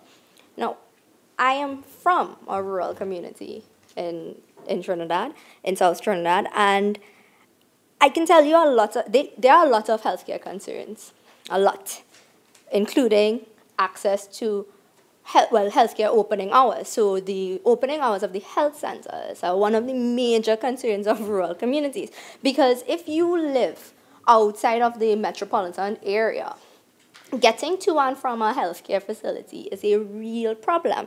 And so when, as the minister was talking about it, I just got the sense that he was out of touch with the needs of the rural communities that he spoke of. Because yes, oral healthcare is important, but so is looking at the wait time for life-saving surgeries for people who cannot afford Madam it. Speaker, Madam President, 46.1, this is about dental care, not about life-saving surgeries. But I was careful to stay within the four corners of the amendment. May I just remind members that when one member is invoking a standing order, the other member will sit. Senator Haynes, I'm going to allow you a little leeway, but this debate is a very narrow one. You can make your comments, but I would ask you to move on and yeah? So I will, I understand where your objection lies, but the point that I was making is in the list of priorities in terms of access to healthcare where rural communities are concerned, then oral care may fall a little lower on their priority list than it may on your priority list. And so that's where I was going, right? And including things like CDAM drugs. And the reason I raised it was because in November, we had a number of public meetings. That's the United National Congress. And we were in communities like Naparima and Siparia and a number of communities around the country. And a lot of people came up to me with long lists of concerns, and I just assumed the minister would want to hear those concerns, because they are the rural communities, and you are talking about equitable access, and these things are important. So the information that I had, I was sharing with you, that these are their concerns as listed in these public meetings that we had. And I understand when the minister spoke about looking at this order and removing barriers and increasing the numbers of dentists in the country, but I just don't see how it's going to address a number of the concerns that the population actually has. The minister also took the opportunity to read into the record the correspondence between the Dental Council of Trinidad and Tobago and the Ministry of Health. In preparation for this debate, I also received some information from a source from the Dental Council, so that they were looking and they wanted to have some of the things that they were concerned about raised as well. The minister did put some of it on the table, on the record, but I also have some things that I would like to place on the record in terms of equity in the argument. The Dental Council, while looking at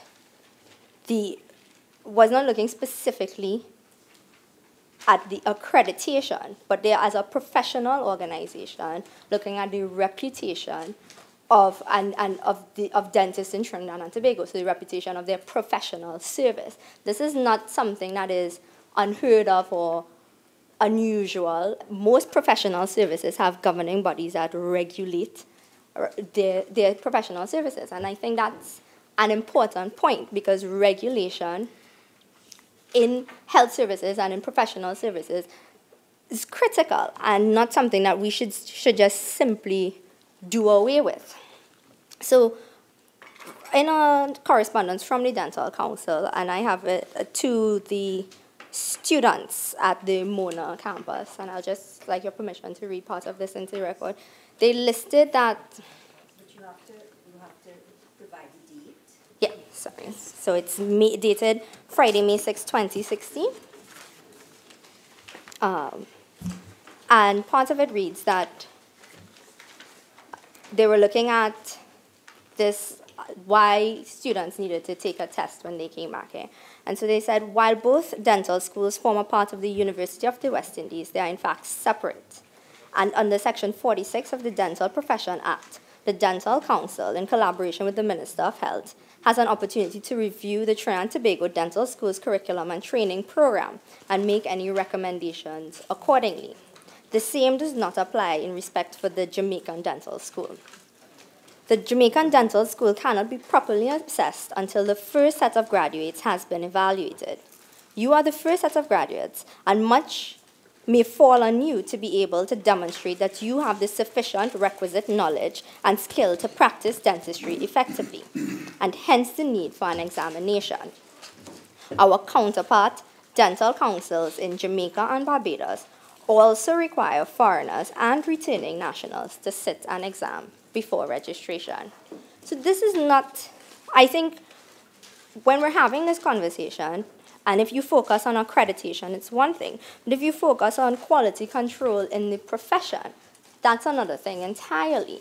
So yes, the school may be accredited, and the accreditation is accepted. But what the Dental Council may be looking at, and the minister may want to address, is they're doing their due diligence, as in providing a check on the quality of dentists that we have in Trinidad and Tobago.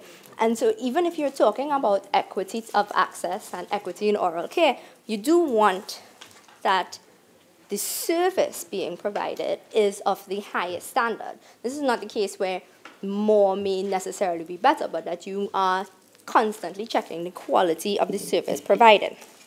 The Dental Profession Act listed under Section 12 that the functions of the council shall be to determine and keep under review the professional qualifications and experience required of an applicant for registration or enrollment, except applicants entitled to registration under Section 5(1)(a). And you see that what they're doing is performing their function as listed under the Dental Professional Act, which is to simply maintain standards within the professional service. This is done globally. There are dental associations and dental examination boards across the globe that maintain checks within their nation's borders on who is allowed to be a practicing dentist. And in seeking to address concerns and issues of who has access to healthcare, we should not subject that to looking at, so what I'm saying is that you should not say we need to have more dentists, so we will allow students from Mona to come here without any requisite checks and balances. Further to that, the minister made mention of the fact that the act was amended in 1999. My concern here as well is, so in the review of the schedule of schools to allow dentists to practice here without the examination, why are we coming to do one institution at a time? Well, I don't know, and the minister can again tell me, if we looked broadly at where students were coming from, the schools that they attended, returning nationals, and then did we make an assessment that this is where we will get the most value? Again, this has nothing to do specifically with Mona, but the question is, if we're going to make the changes, couldn't we make a comprehensive change to the schedule? And the minister would advise me as to. We also noted that the Dental Council sent out proposed improvements to legislation and matters arising. And then this went to, and in this document, this one isn't dated, but it's dated the same as the October 16th, because it was in our package, that under the legislation, dentistry is regarded as a profession. Who is that addressed to? This was addressed to the Ministry of Health. Yeah. Under the legislation, dentistry is regarded as a profession, an occupation that requires extensive training and study and the mastery of specialized knowledge. The essence of a profession is that it assumes certain responsibilities for the competence of its members, and that it deliberately prohibits certain kinds of conduct on the grounds that, though it may be profitable to the individual, they are calculated to bring the profession into disrepute or may otherwise be inimical to its interests. Professional status implies the provision of services affecting the health and well-being and safety of society, emotional detachment, rigorous academic background, certification or licensing, and personal accountability to both the state and professional performance standards. So again, I use this to make the point that the Dental Council, I don't think is specifically looking at whether or not the Mona Institute is suitably accredited. What they're looking at is whether or not persons coming to be registered dentists in Trinidad and Tobago are suitably qualified and would bring to the profession the standards that they are meant to uphold as per Section 12 of the Dental Professions Act. And those, in my respectful view, are two separate conversations. While they may be linked, they are not the same conversation. In addition, the minister said that he addressed the concerns of the Dental Council. So what I'm proposing is that perhaps he may have misunderstood the concern of the Dental Council, and it was not so much accreditation as it was professional standards. I also have in my possession the National Dental Examination Board of Canada, as well as in the UK, right?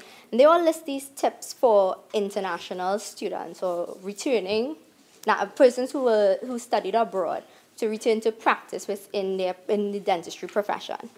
And from my research, I've seen that for the most part, this examination or proof or quality assurance within the service is something that is generally standard and not necessarily a barrier that cannot be surpassed. It is something that it is a quality assurance mechanism. So while I understand the need to move forward with a public health agenda, I just don't see that it should be done at the expense of quality controls and proper checks and balances. So that if the minister can also tell me from his research and his data, was this examination a real barrier? So would you have gone through all of the years of study, and then at the point of having to take an exam to be registered, you give up and switch professions? I really am not sure, what would the option be? Is it that you don't return to Trinidad to practice? Because if you go abroad, if you have to go to the United States, each state requires different, they have different checks to become a practicing dentist in each state. Similarly, there would be issues of work permits, etc. So I don't see that would be a more viable option than coming home, taking the exam, and practicing here. And so I don't have the data to say otherwise, but I'm sure the minister would be able to tell me. And on this list of, the other concern I had is when looking holistically at oral healthcare, the Dental Council made a number of suggestions for improvements with the legislation, including things like the setting up of an advisory council, including things like widening powers for the Dental Council in terms of their role and function, and the need for disciplinary proceedings and regulations. So a way to further keep the profession in check and to keep the standards high. And so my question is, in the list of priorities, how did the minister arrive at this one being the most important, the thrust for change should come from this particular section? And again, I know that you would say that the numbers, that we need to have more people on the ground, but I just don't believe that more people are coming back here to practice in the private sector. And so in the public sector. Thank you.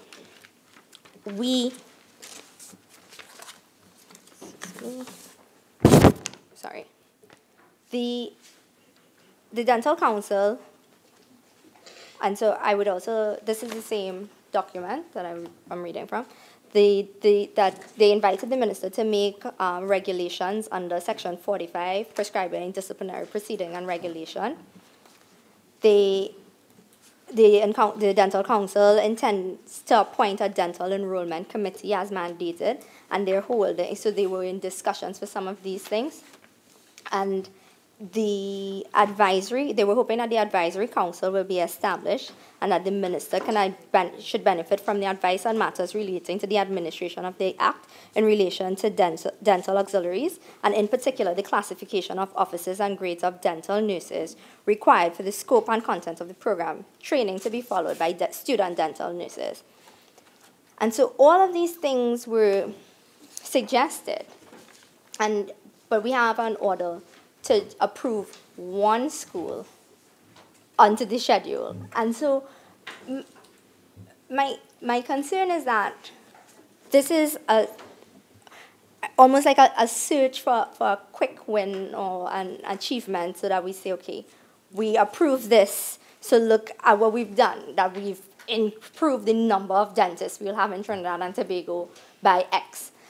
And what would be the real impact of what we're doing? What is the real impact on all the communities, rural or otherwise, on what we're being asked to do? And that we shouldn't, so even while you paint this picture of equitable access and doing things for the poor people and persons who ordinarily will not have a dentist on speed dial, etc., how will our actions here today redound on those people in a real way?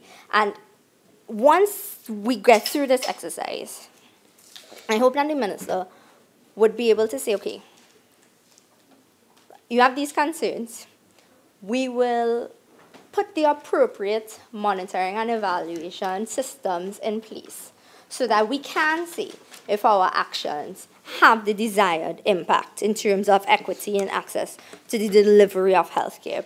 Because it's all well and good to say that we can do these things and there's this 10-year manpower plan and we have all these big plans and we have all these activities and action items.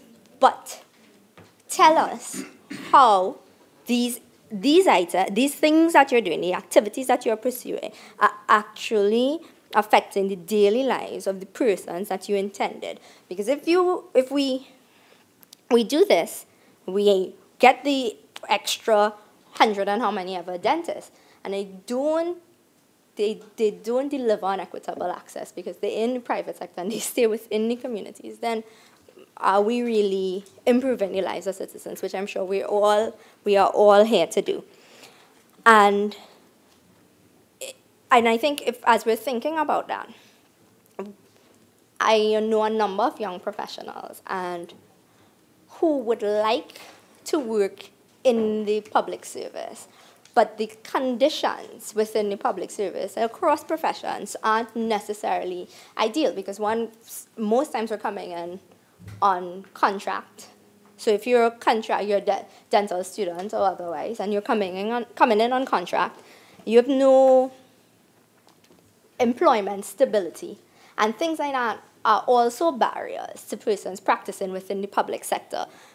The conditions within the public sector, the contracts mechanism within the public sector, the lack of employment stability, these things prevent young professionals from saying, this is a viable employment option. And so that's something that we should also look at, because while you can depend on patriotism and you can depend on some person saying, well, this is my opportunity to give back, some of us would like to maybe get a loan, and those things, you don't get those things when you're on contract. Mortgages. And so there are a lot of dentists who, and young doctors and young professionals across the board who just simply don't have access to the quality of life you'd think you would expect having gone through these years of education, etc. So I think that's something that the minister could look at when thinking about how to improve equity in public healthcare access. And I just want to make the point that we are completely on board with equitable access in healthcare. We would like to see real results. We would like to see real systems put in place. And so therefore, anything that can help persons in rural communities be able to attain a better quality of life, of which healthcare is a major part of, we would be on board with. And so while this order is a step in a direction, we would like to see more being done. We would like to see a more comprehensive effort. We would like to see healthcare move into this century, because I don't think it has. We would like to see improvements in the healthcare facilities. So even if you have dentists in the facilities that we have now, yes, but it's in the wider scope of healthcare delivery. So if you can have persons, but if the system is uncorrected, then we aren't really moving forward. And the mischief that the minister is seeking to correct won't actually be corrected. And so with those few words, I thank you. Senator Roach. Thank you, Madam President, for allowing me this opportunity to contribute in this debate. Madam President, first of all, let me say that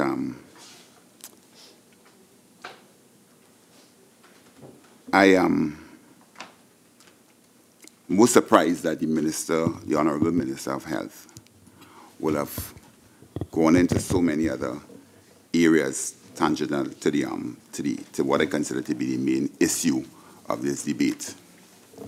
Because to me, if I can just read what the motion is about, it says, whereas it is provided by Section 5A of the Dental Profession Act, Chapter 2954, hereinafter referred to as the Act, that the Minister may by order, after consultation with the Council, amend the schedule by adding thereto or deleting therefrom any university, college, or other institution.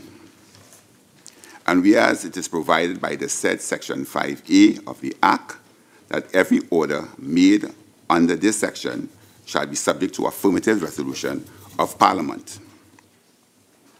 And whereas the Dental Profession Amendment to the Schedule, Order 2017, was made by the Minister under Section 5A of the Act on the 10th day of November 2017, and whereas it is expedient to approve the said order, be it resolved that the Dental Profession Amendment to Schedule Order 2015 be approved.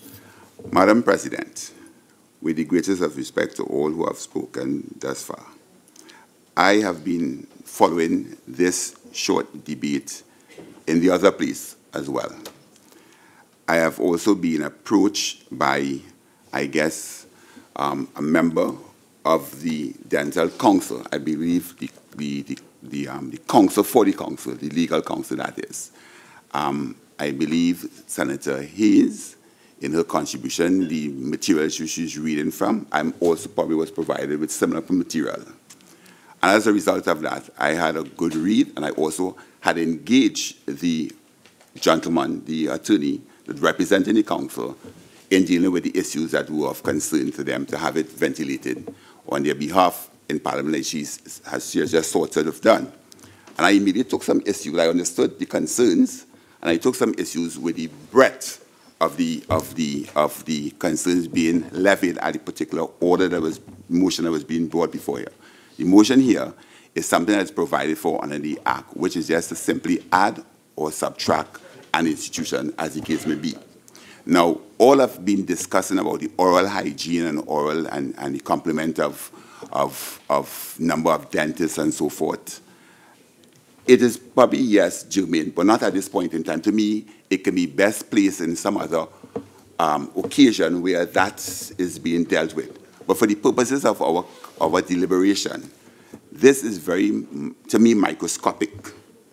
in focus. It deals with simply whether or not what is required by the Act, the Minister is attending to according to the prescription of the Act. The Act empowers him under Section 5A to consult with the Dental Council in seeking to add or subtract institutions as the case may be.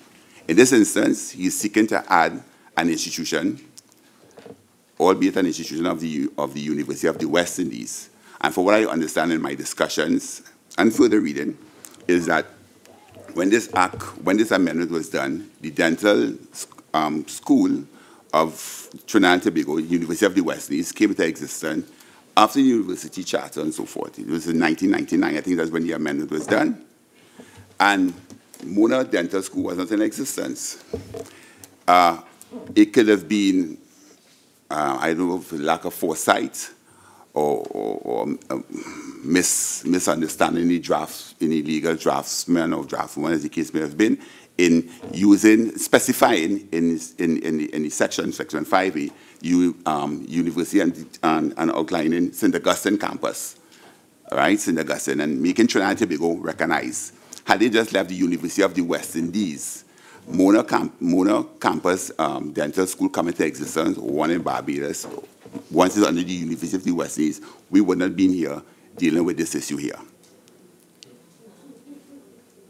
As simple as that, we would not have been here. So there's a legal term which is used, what we call the Usum Generis Rule, which is applicable in here.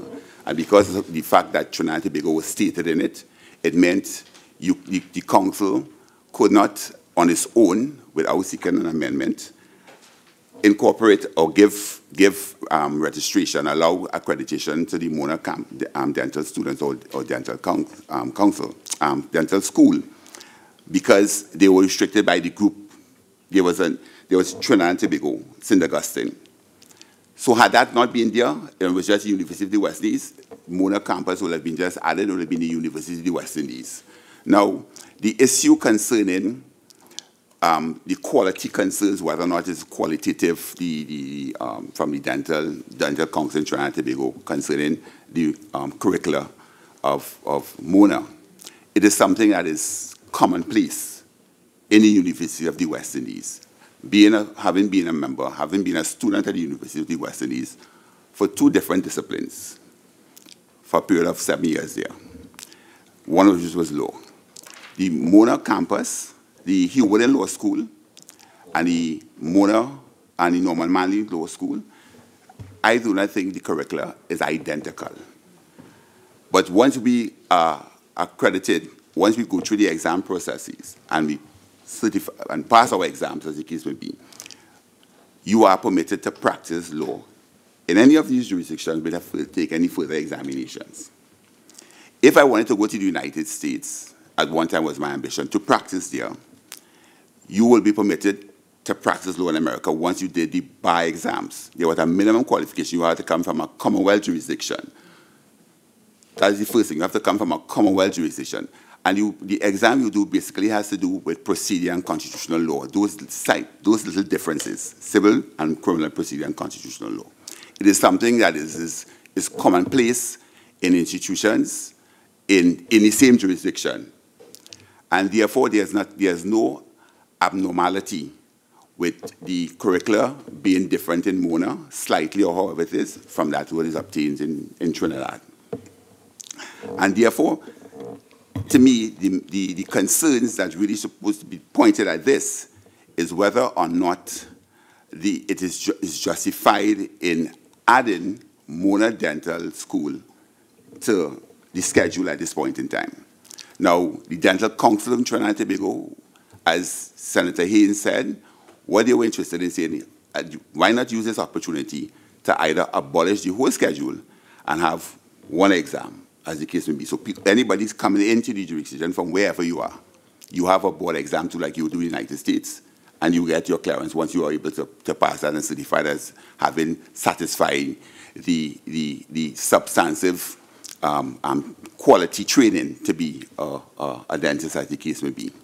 And to me, that is what this debate is supposed to have covered solely, as opposed to whether or not it is being used to remedy the shortage of dentists in Trinidad and Tobago, whether we have 425 generally and just 28 in the public service. As Senator Haynes said, I do agree. Allowing more dentists to come in doesn't necessarily mean, be it Trinidadians or not, they are going to go into the public service. There's much more to deal with that. And as I said, that to me, that conversation can be had in different circumstances. And therefore, I mean, on the face of it, given what is prescribed by the Dental Profession Act, 29 or 54, to me, if I am satisfied that the minister has consulted with the Dental Council, the section doesn't provide to say that there must be agreement or non-agreement. He just has to consult. And have he consulted, has he fulfilled the mandates, the dictates of the provision? And to me, it seems that has been done, because I haven't heard anybody taking issue and say the consultation was not held. So if that is the case, then he has satisfied it, and there is no problem in giving assistance in this order being approved. The concerns of the quality, to the extent that he spoke about, I think is the regional body, CAMHP. CAMHP, what I understand, CAMHP has been a regional body, which to me is in keeping with the whole basis of what the University of the West Indies and all these regional institutions were established as a regional body. You have this higher body, we do it in CXC, we do it in Cape, and so forth. So this is just dealing with the tertiary education institutions in the medical field. And therefore, if this has been agreed by 13 curriculum government at the highest level to sign this as a regional policy and a regional document that will certainly check on the quality and certify the qualification of dentists and medical doctors and so forth in the area, then I do not see the problem. I really cannot see the problem. I do not see why the debate has to veer into many of the areas that even the minister himself has brought upon himself in this debate. To me, are we taking issue with the fact that CAMHP is not a credible institution, it's not a credible body to certify, to accredit the institution? And I also understand there's a difference, because there's a difference in accreditation of program as opposed to accreditation of institutions. The institutions are accredited by their local or their domestic institution. I think we have the Trinidad and Tobago Accredited Council, right? Jamaica will have their Jamaica Accredited Council that deals with the institution as opposed to the program. So, Madam President, if these things have been addressed on a regional level and accepted by government, and has become part and parcel of our policy, I do not see the concerns, the significance of, at this point in time, questioning whether or not Mona students, be it Jamaicans or Trinidadians, returning or not, ought there's some sort of difficulty concerning their qualifications. I think in keeping with the whole purpose of the University of the West Indies, I think that that to me, what the minister has laid out concerning those bodies, to me, satisfies the criteria, and I have no problem at all with it. In dealing with whether or not the regulations and so should be dealt with, again, as I said, that could be dealt with in a more comprehensive way in another situation. I mean, there's dialogue between the minister and the Dental Council, as I guess you will have discussions with the other areas in the medical field, the doctors, different health providers and boards and councils that have been set up to help monitor and have oversight over the quality of professions that are being released to the public. And therefore, I do not think I don't see the merit in detaining the Senate in any long debate concerning what is really at stake. The simple thing here at stake here is whether or not, to me, the consultation was done, whether or not the students coming from Mona campus have been properly matriculated according to the criteria set and being able to sustain the review of the accrediting council. And if that has been done, then there is no problem in the minister getting my approval in passing this order for affirmation.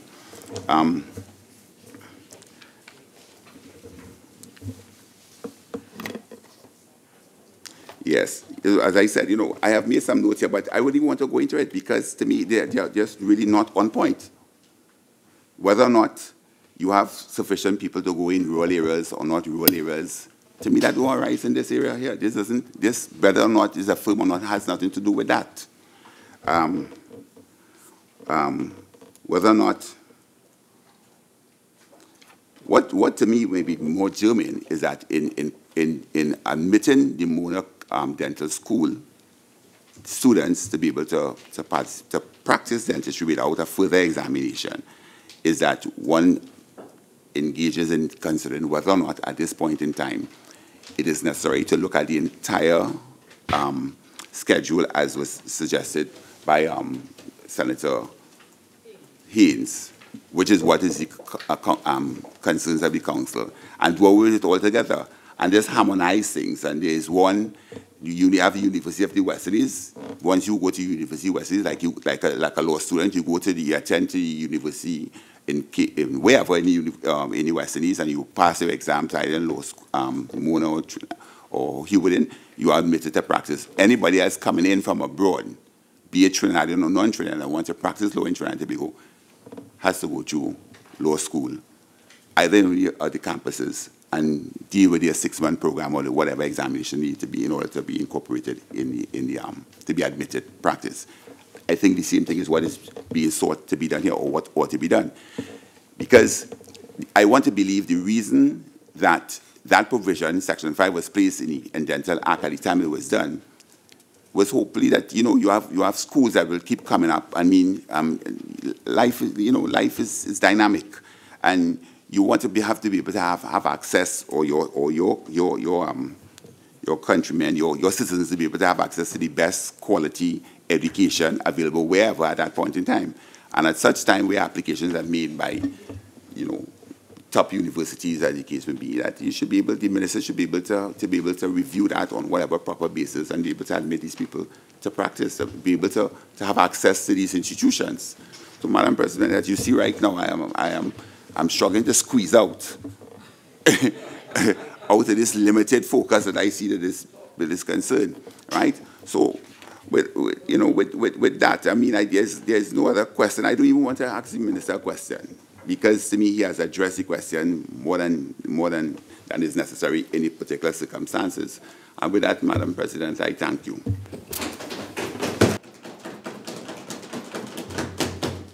Anybody else? Senator Huggins.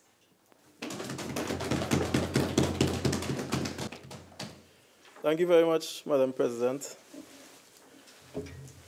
Madam President, when we remove all the lush leather chairs, the fancy titles, the nice suits, the eloquent speech, at the end of the day, we are all here to use everything in our power to serve the people we represent. And as parliamentarians, when we debate on these motions or bills, really and truly it affects the lives of citizens in one way or the other.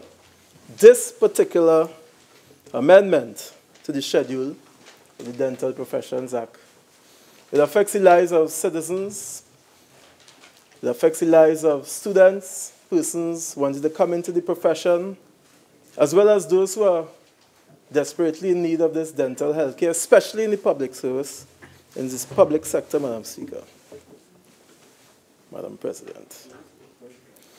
Just to give some context, how we got here. I mean,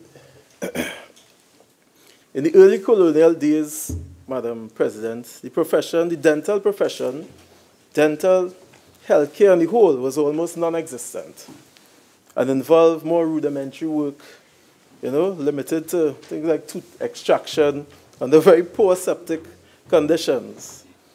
Yeah? Most of the rural areas had unqualified practitioners, or as they term them, quacks. You know, and that was what persons had to resort to. And we have come a long way since then, Madam President. Even, we had it so mixed up that even extracting teeth and replacing them at one point was seen as a sign of prosperity, believe it or not. I mean, V.S. Naipaul captured it in his story, My Aunt's Gold Teeth, where he said she had 16 of them, had married early, married well, and shortly after her marriage, she exchanged her perfectly sound teeth for gold to announce that her husband was a man of substance. Madam President, this UE School of Dentistry, they opened their doors in 1989 as the only dental school in the English-speaking Caribbean at the time, the only one. And at the time, the first cohort, they trained about 18 persons. 16 of which were Trinidadians. They had one from Jamaica, one from St. Vincent and the Grenadines. But today, after this School of Dentistry has been established and running, we still face with a critical problem that affects our citizens. And that is the level of dental practitioners, personnel that we have in the system, whether public or private. I mean, if we were just to turn to the World Health Organization statistics and the report, I mean, they're saying that 93% of their members, of which Trinidad and Tobago is a member, of course, have less than one dentistry personnel per 100,000. The fact is, the Honorable Minister of Health could come to this House and, as per Section 5A, showed that he consulted with the Dental Council and asked for this affirmative resolution. But he sought to put it in context. He sought to make it known that there's a reason why he is pursuing this motion.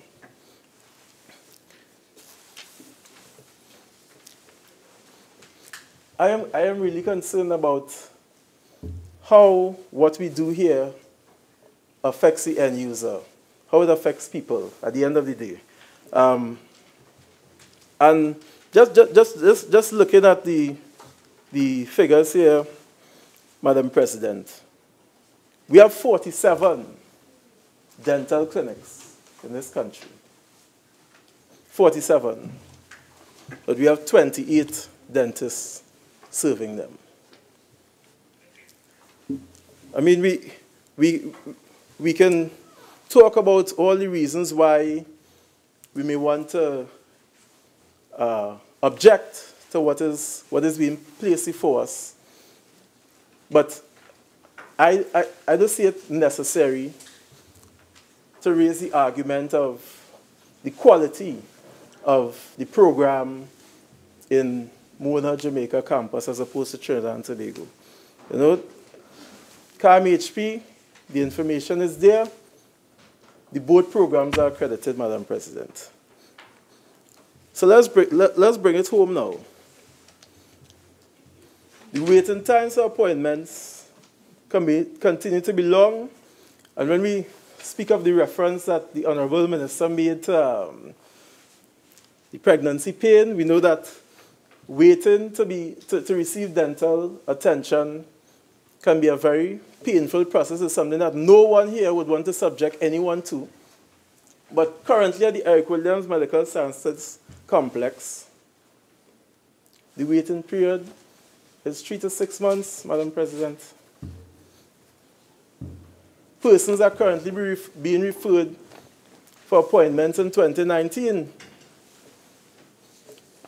And therefore, it is only with a great sense of responsibility that, you know, I commend the Honorable Minister of Health for bringing this motion here and seeking to be proactive in that regard. Now, this act was passed on the 10th of April, 1980, amended in 1999, and of course, the Jamaica School of Dentistry came on stream in 2000, which is right after. We also see in the whole drive to be proactive, this motion coming before us. And the other initiatives are the Minister of Health and the Ministry of Health. I mean, he mentioned the banning and removal of the soft drinks from the school. And I personally bear witness to how this would have immediately started to transform the lives of the children in those schools. Because unsupervised, they consume those soft drinks sometimes 3 times a day. And of course, the sugar affects the tooth, erodes the enamel, causes the cavities. So apart from the initiative to address the whole diabetes concern, it also addresses this health concern where dental health is concerned. Now, in my humble opinion, Madam President, the motion is very simple. The Minister is here before us with an amendment to the schedule, and it's provided for it in Section 5A. The process, of course, requires an affirmative resolution of Parliament, and it's the reason why we are here. But the reality is both programs are accredited, both programs are similar, both institutions have their local and international accreditations, both dentistry schools are under the same university, different locations, and both need to be included in the schedule.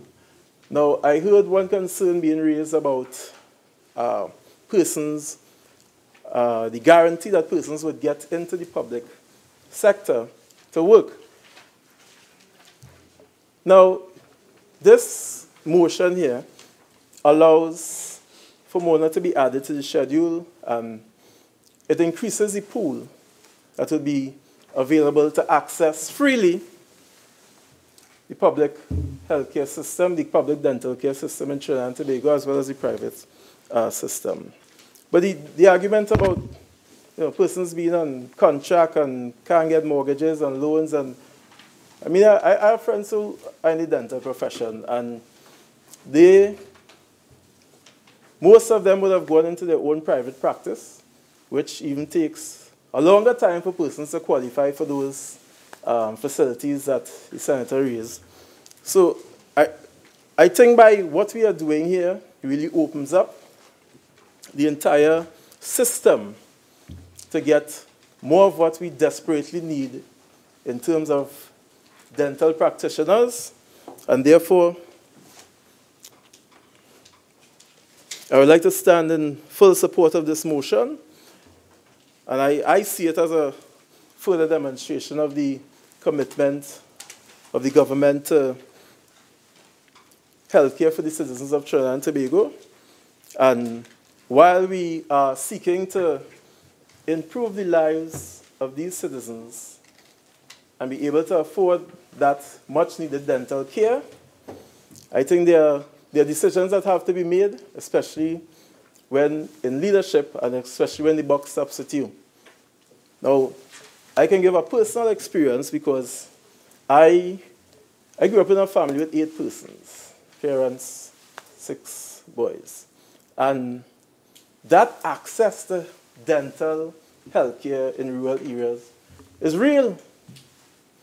It's real, and it's not just real for families like mine, but for the tens of thousands of families who are in the same position and may not be able to access those facilities.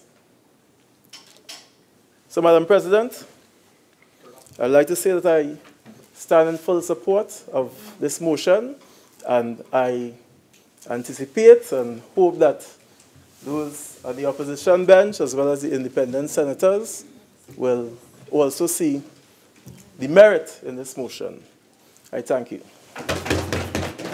Senator Mark.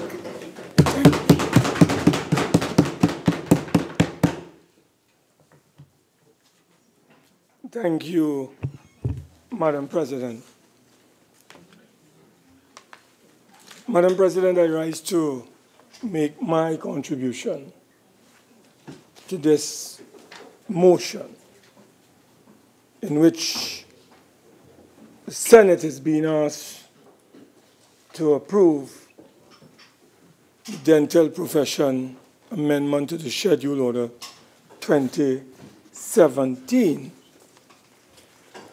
Unlike my colleagues who have spoken before me, both Senator Roach and my good friend Senator Huggins, I want to differ. I don't want to say, Madam President, this is a very simple and straightforward matter. This is not a simple and straightforward matter. And I want to correct my colleague. The program in Mona at the dental school is not the same program at the medical school, dental school, Madam President, at the University of the West Indies. And I also want to say, Madam President, a student or a dentist leaving Trinidad and Tobago, graduating and doing a one-year probation internship and wishing to go to Barbados has to take an exam in Barbados before he or she can practice dentistry in Barbados. Similarly, if you leave here and you go to Jamaica, Madam President, with your degree in dentistry, you have to take an exam before you can practice in Jamaica. That is my information. The minister can correct me if I am wrong. That's the information I have. So to come and tell us, Senator Huggins, that the programs are the same is not correct. Madam President, like Senator Huggins, I too am concerned about the public interest. Who will safeguard and protect the public's interests? That is what I want. I have a concern about that. Who is going to ensure that standards, Madam President, are upheld? Who? CAM HP? I want to deal with CAM HP. Because a lot of fundamental conceptual differences and errors at the same time are being perpetuated here. And even though Senator Roach talked about the institutional difference from a school, Madam President, to a body like CAM HP that is responsible for accreditation in terms of programmings and programs. I want to quote, Madam President, from the 2017 report of the Caribbean Accreditation Authority for Education in Medicine and Other Health Professions, known as CAMP HP, dated July 2017. And I want to quote for you on page 1. They talk about the scope of CAM HP responsibility. And I want to read it for the record. Because, Madam President, if you don't understand these things, sometimes a little knowledge is a very dangerous thing. Madam President, hear what it says on page 1 on the scope of CAM HP responsibility. I read, I quote, the CAM HP accredits medical, dental, veterinary, and degree nursing education and other professions programs of schools located in the participating countries of CARICOM. It goes on, Madam President. Additionally, CAM-HP assesses, Madam President, assesses education programs for the purpose of accreditation of schools in the Caribbean, in Caribbean countries outside the CARICOM framework on request. It goes on to say, Madam President, that CAM-HP on request represent governments and accredited schools before extra-regional authorities on the status and quality of the education program. Hear what they don't do, Madam President. Hear what they don't do. So we have to be very clear in our minds what they don't do. And that is why the Dental Council is very important to ensure standards, because CAM-HP does not do certain things. Madam President, hear what they don't do. And I'm quoting from the reporter, Madam President. This is page 2. CAM-HP does not have responsibility for the registration of institutions to legally operate in countries. This is a function of the country's accreditation body mechanism. CAM-HP may advise governments on the quality of the education programs of schools that operate or are applying to operate in their countries on request. Listen to this one, Madam President. CAM-HP does not register or license medical or other health professionals. This authority lies with the governments and their relevant councils or board. However, CAM-HP, in its accreditation decisions, may recommend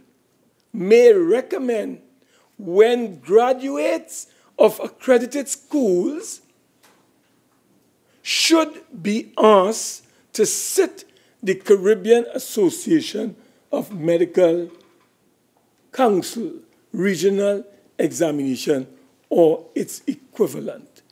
So, Madam President, what this is saying, in essence, is that there is a role for CAM-HP and there's a role for the Dental Council of Trinidad and Tobago. That is what this is emphasizing here, Madam President.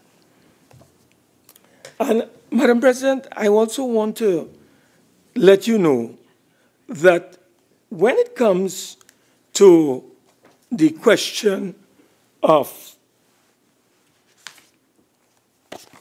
this motion, let us deal exactly with what this motion is attempting to do. This motion, main purpose rather, is to facilitate, Madam President, or allow the automatic registration of students once they have obtained the University of the West Indies Dental School of Jamaica, Mona, Jamaica, diploma. Once they have obtained their diploma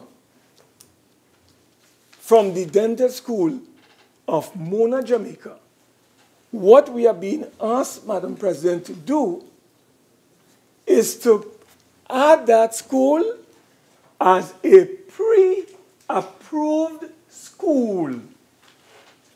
And those students can enter Trinidad and Tobago and set up shop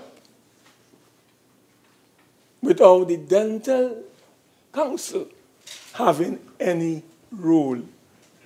That is what this is about. And, Madam President, the question that has to be asked, professionals have self-regulating bodies. The lawyers or attorneys at law have the Law Association.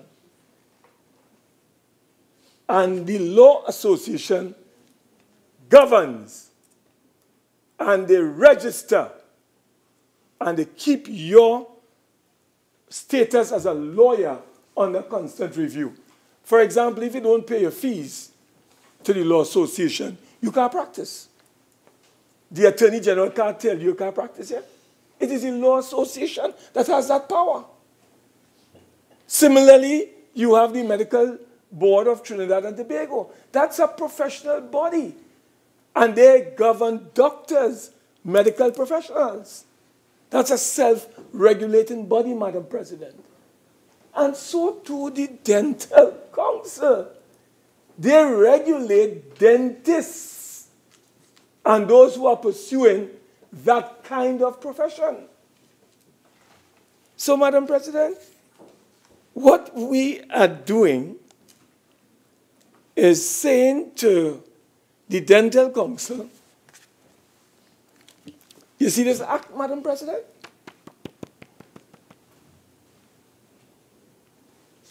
I think that we must follow not only the spirit, but the letter of this piece of legislation. Because eventually, Madam President, what will happen if we continue how we are going? The Dental Council will become a ghost. They will become obsolete at the end of the day. Because we as legislators are being asked to use Section 5A1 in order, as my friend Senator Roach said, to consult. And Madam President, once you consult, and I disagree with you, I use my majority in the Parliament. I use my majority in Parliament to bypass the Dental Council of the Republic of Trinidad and Tobago. How can that be fair? How can that be fair? How can we justify that in a civilized society? And that is what the government is doing. The government is using its majority in order to subvert, undermine, and really get rid of the efficacy and the effectiveness of this body called the Dental Council. That is what they are doing. And Madam President, the government has the majority. They can do whatever they will at the end of the day. But Madam President, we also have a duty to examine how this measure will impact on standards in our country. Madam President, I think someone said, my colleague who spoke on our bench, Senator Anita Haynes, made reference to Section 46 of the Act. And I want to read Section 46 of the Act. This is not in the Act of Jamaica. Hear what this says. The minister shall, within 2 years of the commencement of the Dental Professional Amendment Act 1998, and at least once every 5 years thereafter, review in collaboration with the Council the curriculum and training programs of the University of the West Indies Faculty of Medical Sciences Dental School, and make recommendation thereon to the Council of the University of the West Indies. That is in Section 46 of the Act. Madam President, you cannot find this provision in the Dental Council Act of Jamaica. So it is not the same. It's not the same, Madam President. So do not come here and indicate things that are not accurate or correct, Madam President. Madam President, we must be concerned, Madam President. Madam President, I go to Section 12 of the functions of the Council. Madam President. A, to determine and keep under review the professional qualifications and experience required of an applicant for registration or enrollment, except applicants entitled to registration under Section 51A. You understand, Madam President? So, everyone agrees, Madam President, that there's a lack of harmonization. We have a schedule attached to this act, Madam President, with almost, I would say, over 100 schools. And most of them from the United States, second from Canada, third from the United Kingdom, Madam President. All of these dentists can enter the Republic of TNT pre-approved, Madam President. Set up shop and then examine your mouth, which I understand the minister, I want to correct your records. No human being, minister, has 36 teeth. I want to tell you that. I have 32.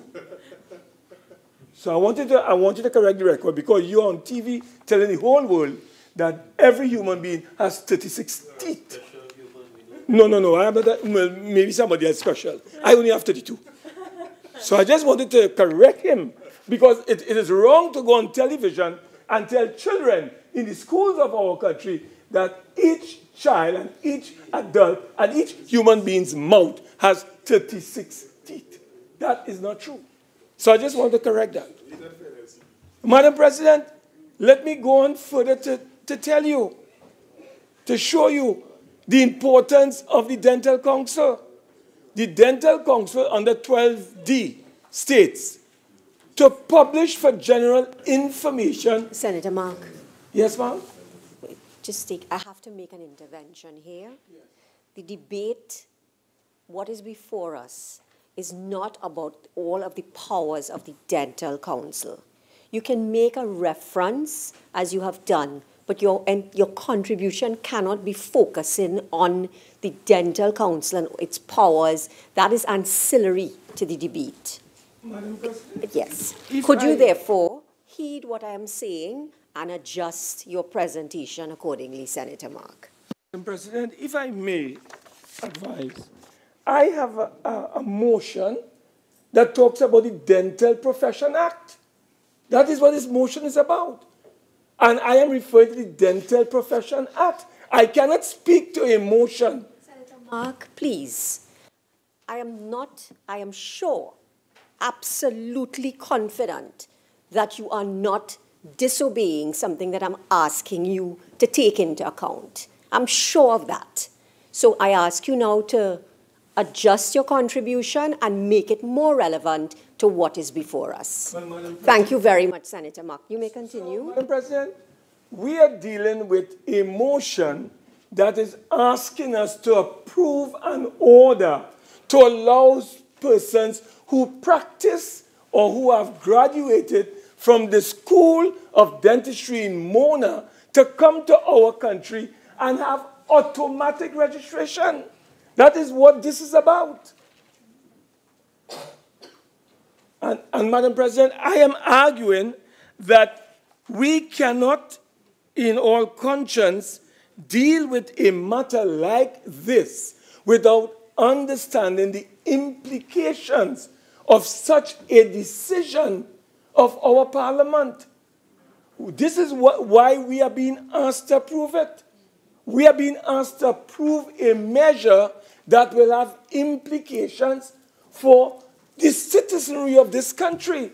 And the only body, Madam President, that is charged with the responsibility under the Dental Profession Act to deal with qualifications and to sustain standards in this country is, in fact, the Dental Council. That is the only body, Madam President.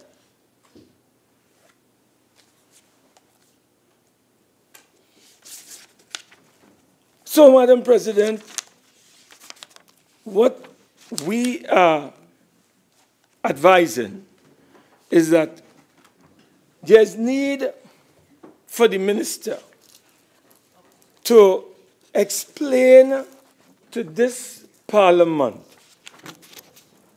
Madam President, why it is with this pre-approved action that is being proposed, why it is that same activity does not apply, Madam President, to other dentists who are coming from other countries of the world whose schools are not in the schedule. Why it is, Madam President, as I said, if you have passed your dentistry professional diploma and you want to practice in another jurisdiction, you have to take an exam. But what we are being asked to do, Madam President, is to approve a motion that would give automatic registration to students from Trinidad and Tobago who are studying, Madam President, in Mona, Jamaica. They can enter our republic and set up shop overnight without doing any examination on any exams, Madam President. And I'm asking, Madam President, is that in the national interest? Is that in the public interest? Or do we need, Madam President, to pause for a cause and ask the minister to reconsider this measure that he has brought here? That is the point I'm making, Madam President.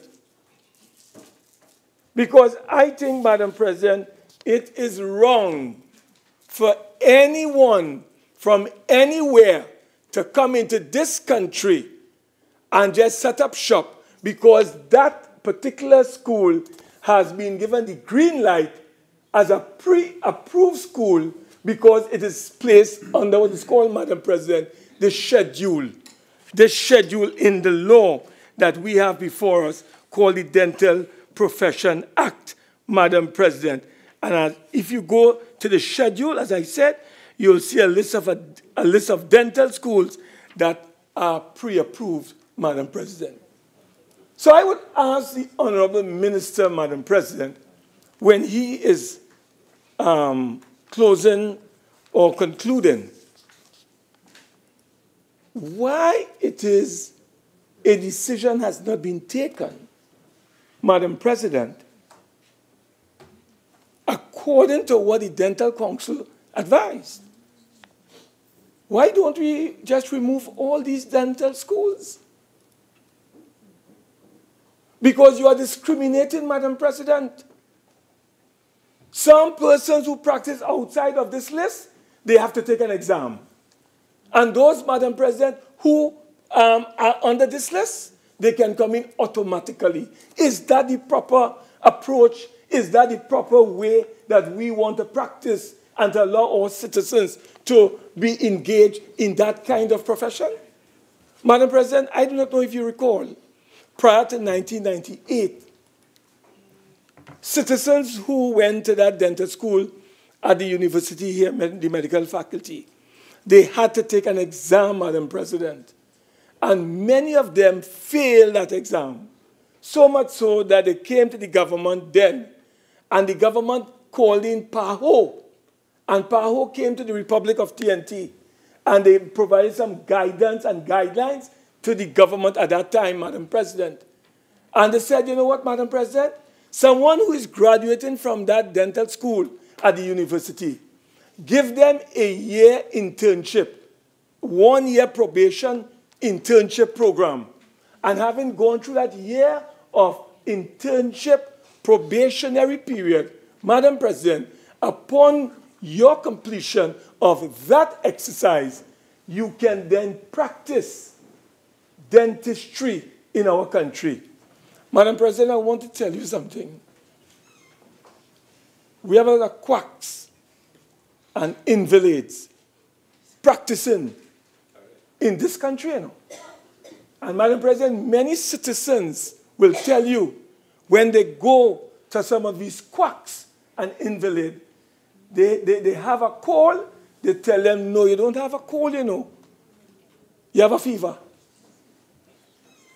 Or you have a headache, Madam President. And they prescribe all. Now, I am saying, Madam President, something is happening in our country. And as a legislator, my responsibility and duty is not to pass legislation willy-nilly because the government of Trinidad and Tobago comes here and say they want us to approve it. My responsibility is to be eternally vigilant and do everything in my power to protect the public interest. That is my responsibility, Madam President. And unless the government can provide you, Honorable Madam President, and this Senate with persuasive and convincing arguments as to why we must now only include the Dental School of Jamaica or Mona Jamaica as part of our schedule and thereby automatically exclude those returning nationals from taking any exams, Madam President. Madam President, you have to convince me a lot more. It cannot be just so. It can't be easily done that way.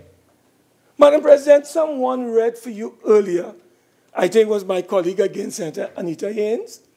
If you are a dentist, Madam President, and you want to go to England, or you want to go to the United States, any of their states, you dare not enter and set up shop. They will lock you up. You cannot do that in the United States. That's a breach of their law. You have to do an exam. And you have to pass that exam, Madam President, and get a license in order to practice dentistry in the United States and in the United Kingdom, in Canada. Madam President, why are we watering down the brandy? Why are we lowering the standards, Madam President? Why are we allowing people to come through the cracks? And while the minister, I hear him, he wants more dentists, Madam President, into the system. He says there are only 28 dentists in the public health system out of 425. But you know what? 2 years from today's date, the dental school at the University of the West Indies will celebrate 30 years of existence. 30 years, Madam President. And I want to tell Senator Huggins, the Dental School of Mona didn't start in 2000. It started in 2008, and their first graduates took place in 2010. We are 28 years old as a dental school in Trinidad and Tobago. And, Madam President, that must count for something. It must count for something. We cannot whimsically, capriciously, and arbitrarily just allow anybody to walk in our dental school and just get away without the relevant entry requirements or qualifications, Madam President. So, Madam President, on our side, we do have some concerns. We do have some reservations about some of the efforts that are being made here by the government to introduce measures that we believe that the government needs to give some more thought to and not to move in this kind of arbitrary and loose manner. I also want to strongly advise the Honorable Minister of Health that what we should be seeking to do, Madam President, is to convince our colleagues within the University of the West Indies family, whether it be Cave Hill, Barbados, whether it be Mona, Jamaica, or St. Augustine in Trinidad and Tobago, University of the West Indies, St. Augustine, that they should be working towards a common, harmonious program of training in terms of the accreditation programs that Camp HP is supposed to be executing, and not have one program with a different set of arrangements for Jamaica. Madam President, I am told, and again, the Honorable Minister can correct me if I'm wrong, I am told that when you graduate as a student in Jamaica from its dental school, you cannot graduate and practice in Jamaica upon your graduation. You have to sit an examination set by an American school that is based in Jamaica, Madam President, before you can practice dentistry in Jamaica. There is an American-approved school in Jamaica that you must enter upon graduation in order to qualify. You have to pass that exam, Madam President, and qualify in order to practice dentistry in Jamaica. So even Jamaicans who study at the Mona School of Jamaica, they cannot just walk into the Jamaican society and practice dentistry just so. There are steps, there are guidelines, Madam President, that they must follow. Otherwise, Madam President, every one of us will be in trouble if you let loose this arrangement that we have in this country. Madam President, I have a long contribution to make. I think it's 4:30. I will pause with your permission so we can have tea. Senator Mark, you have utilized 31 minutes. You have 9 more minutes. Thank you very much. At this stage, honorable senators, we will suspend and we will return at 5 p.m. So this sitting is suspended until 5 p.m.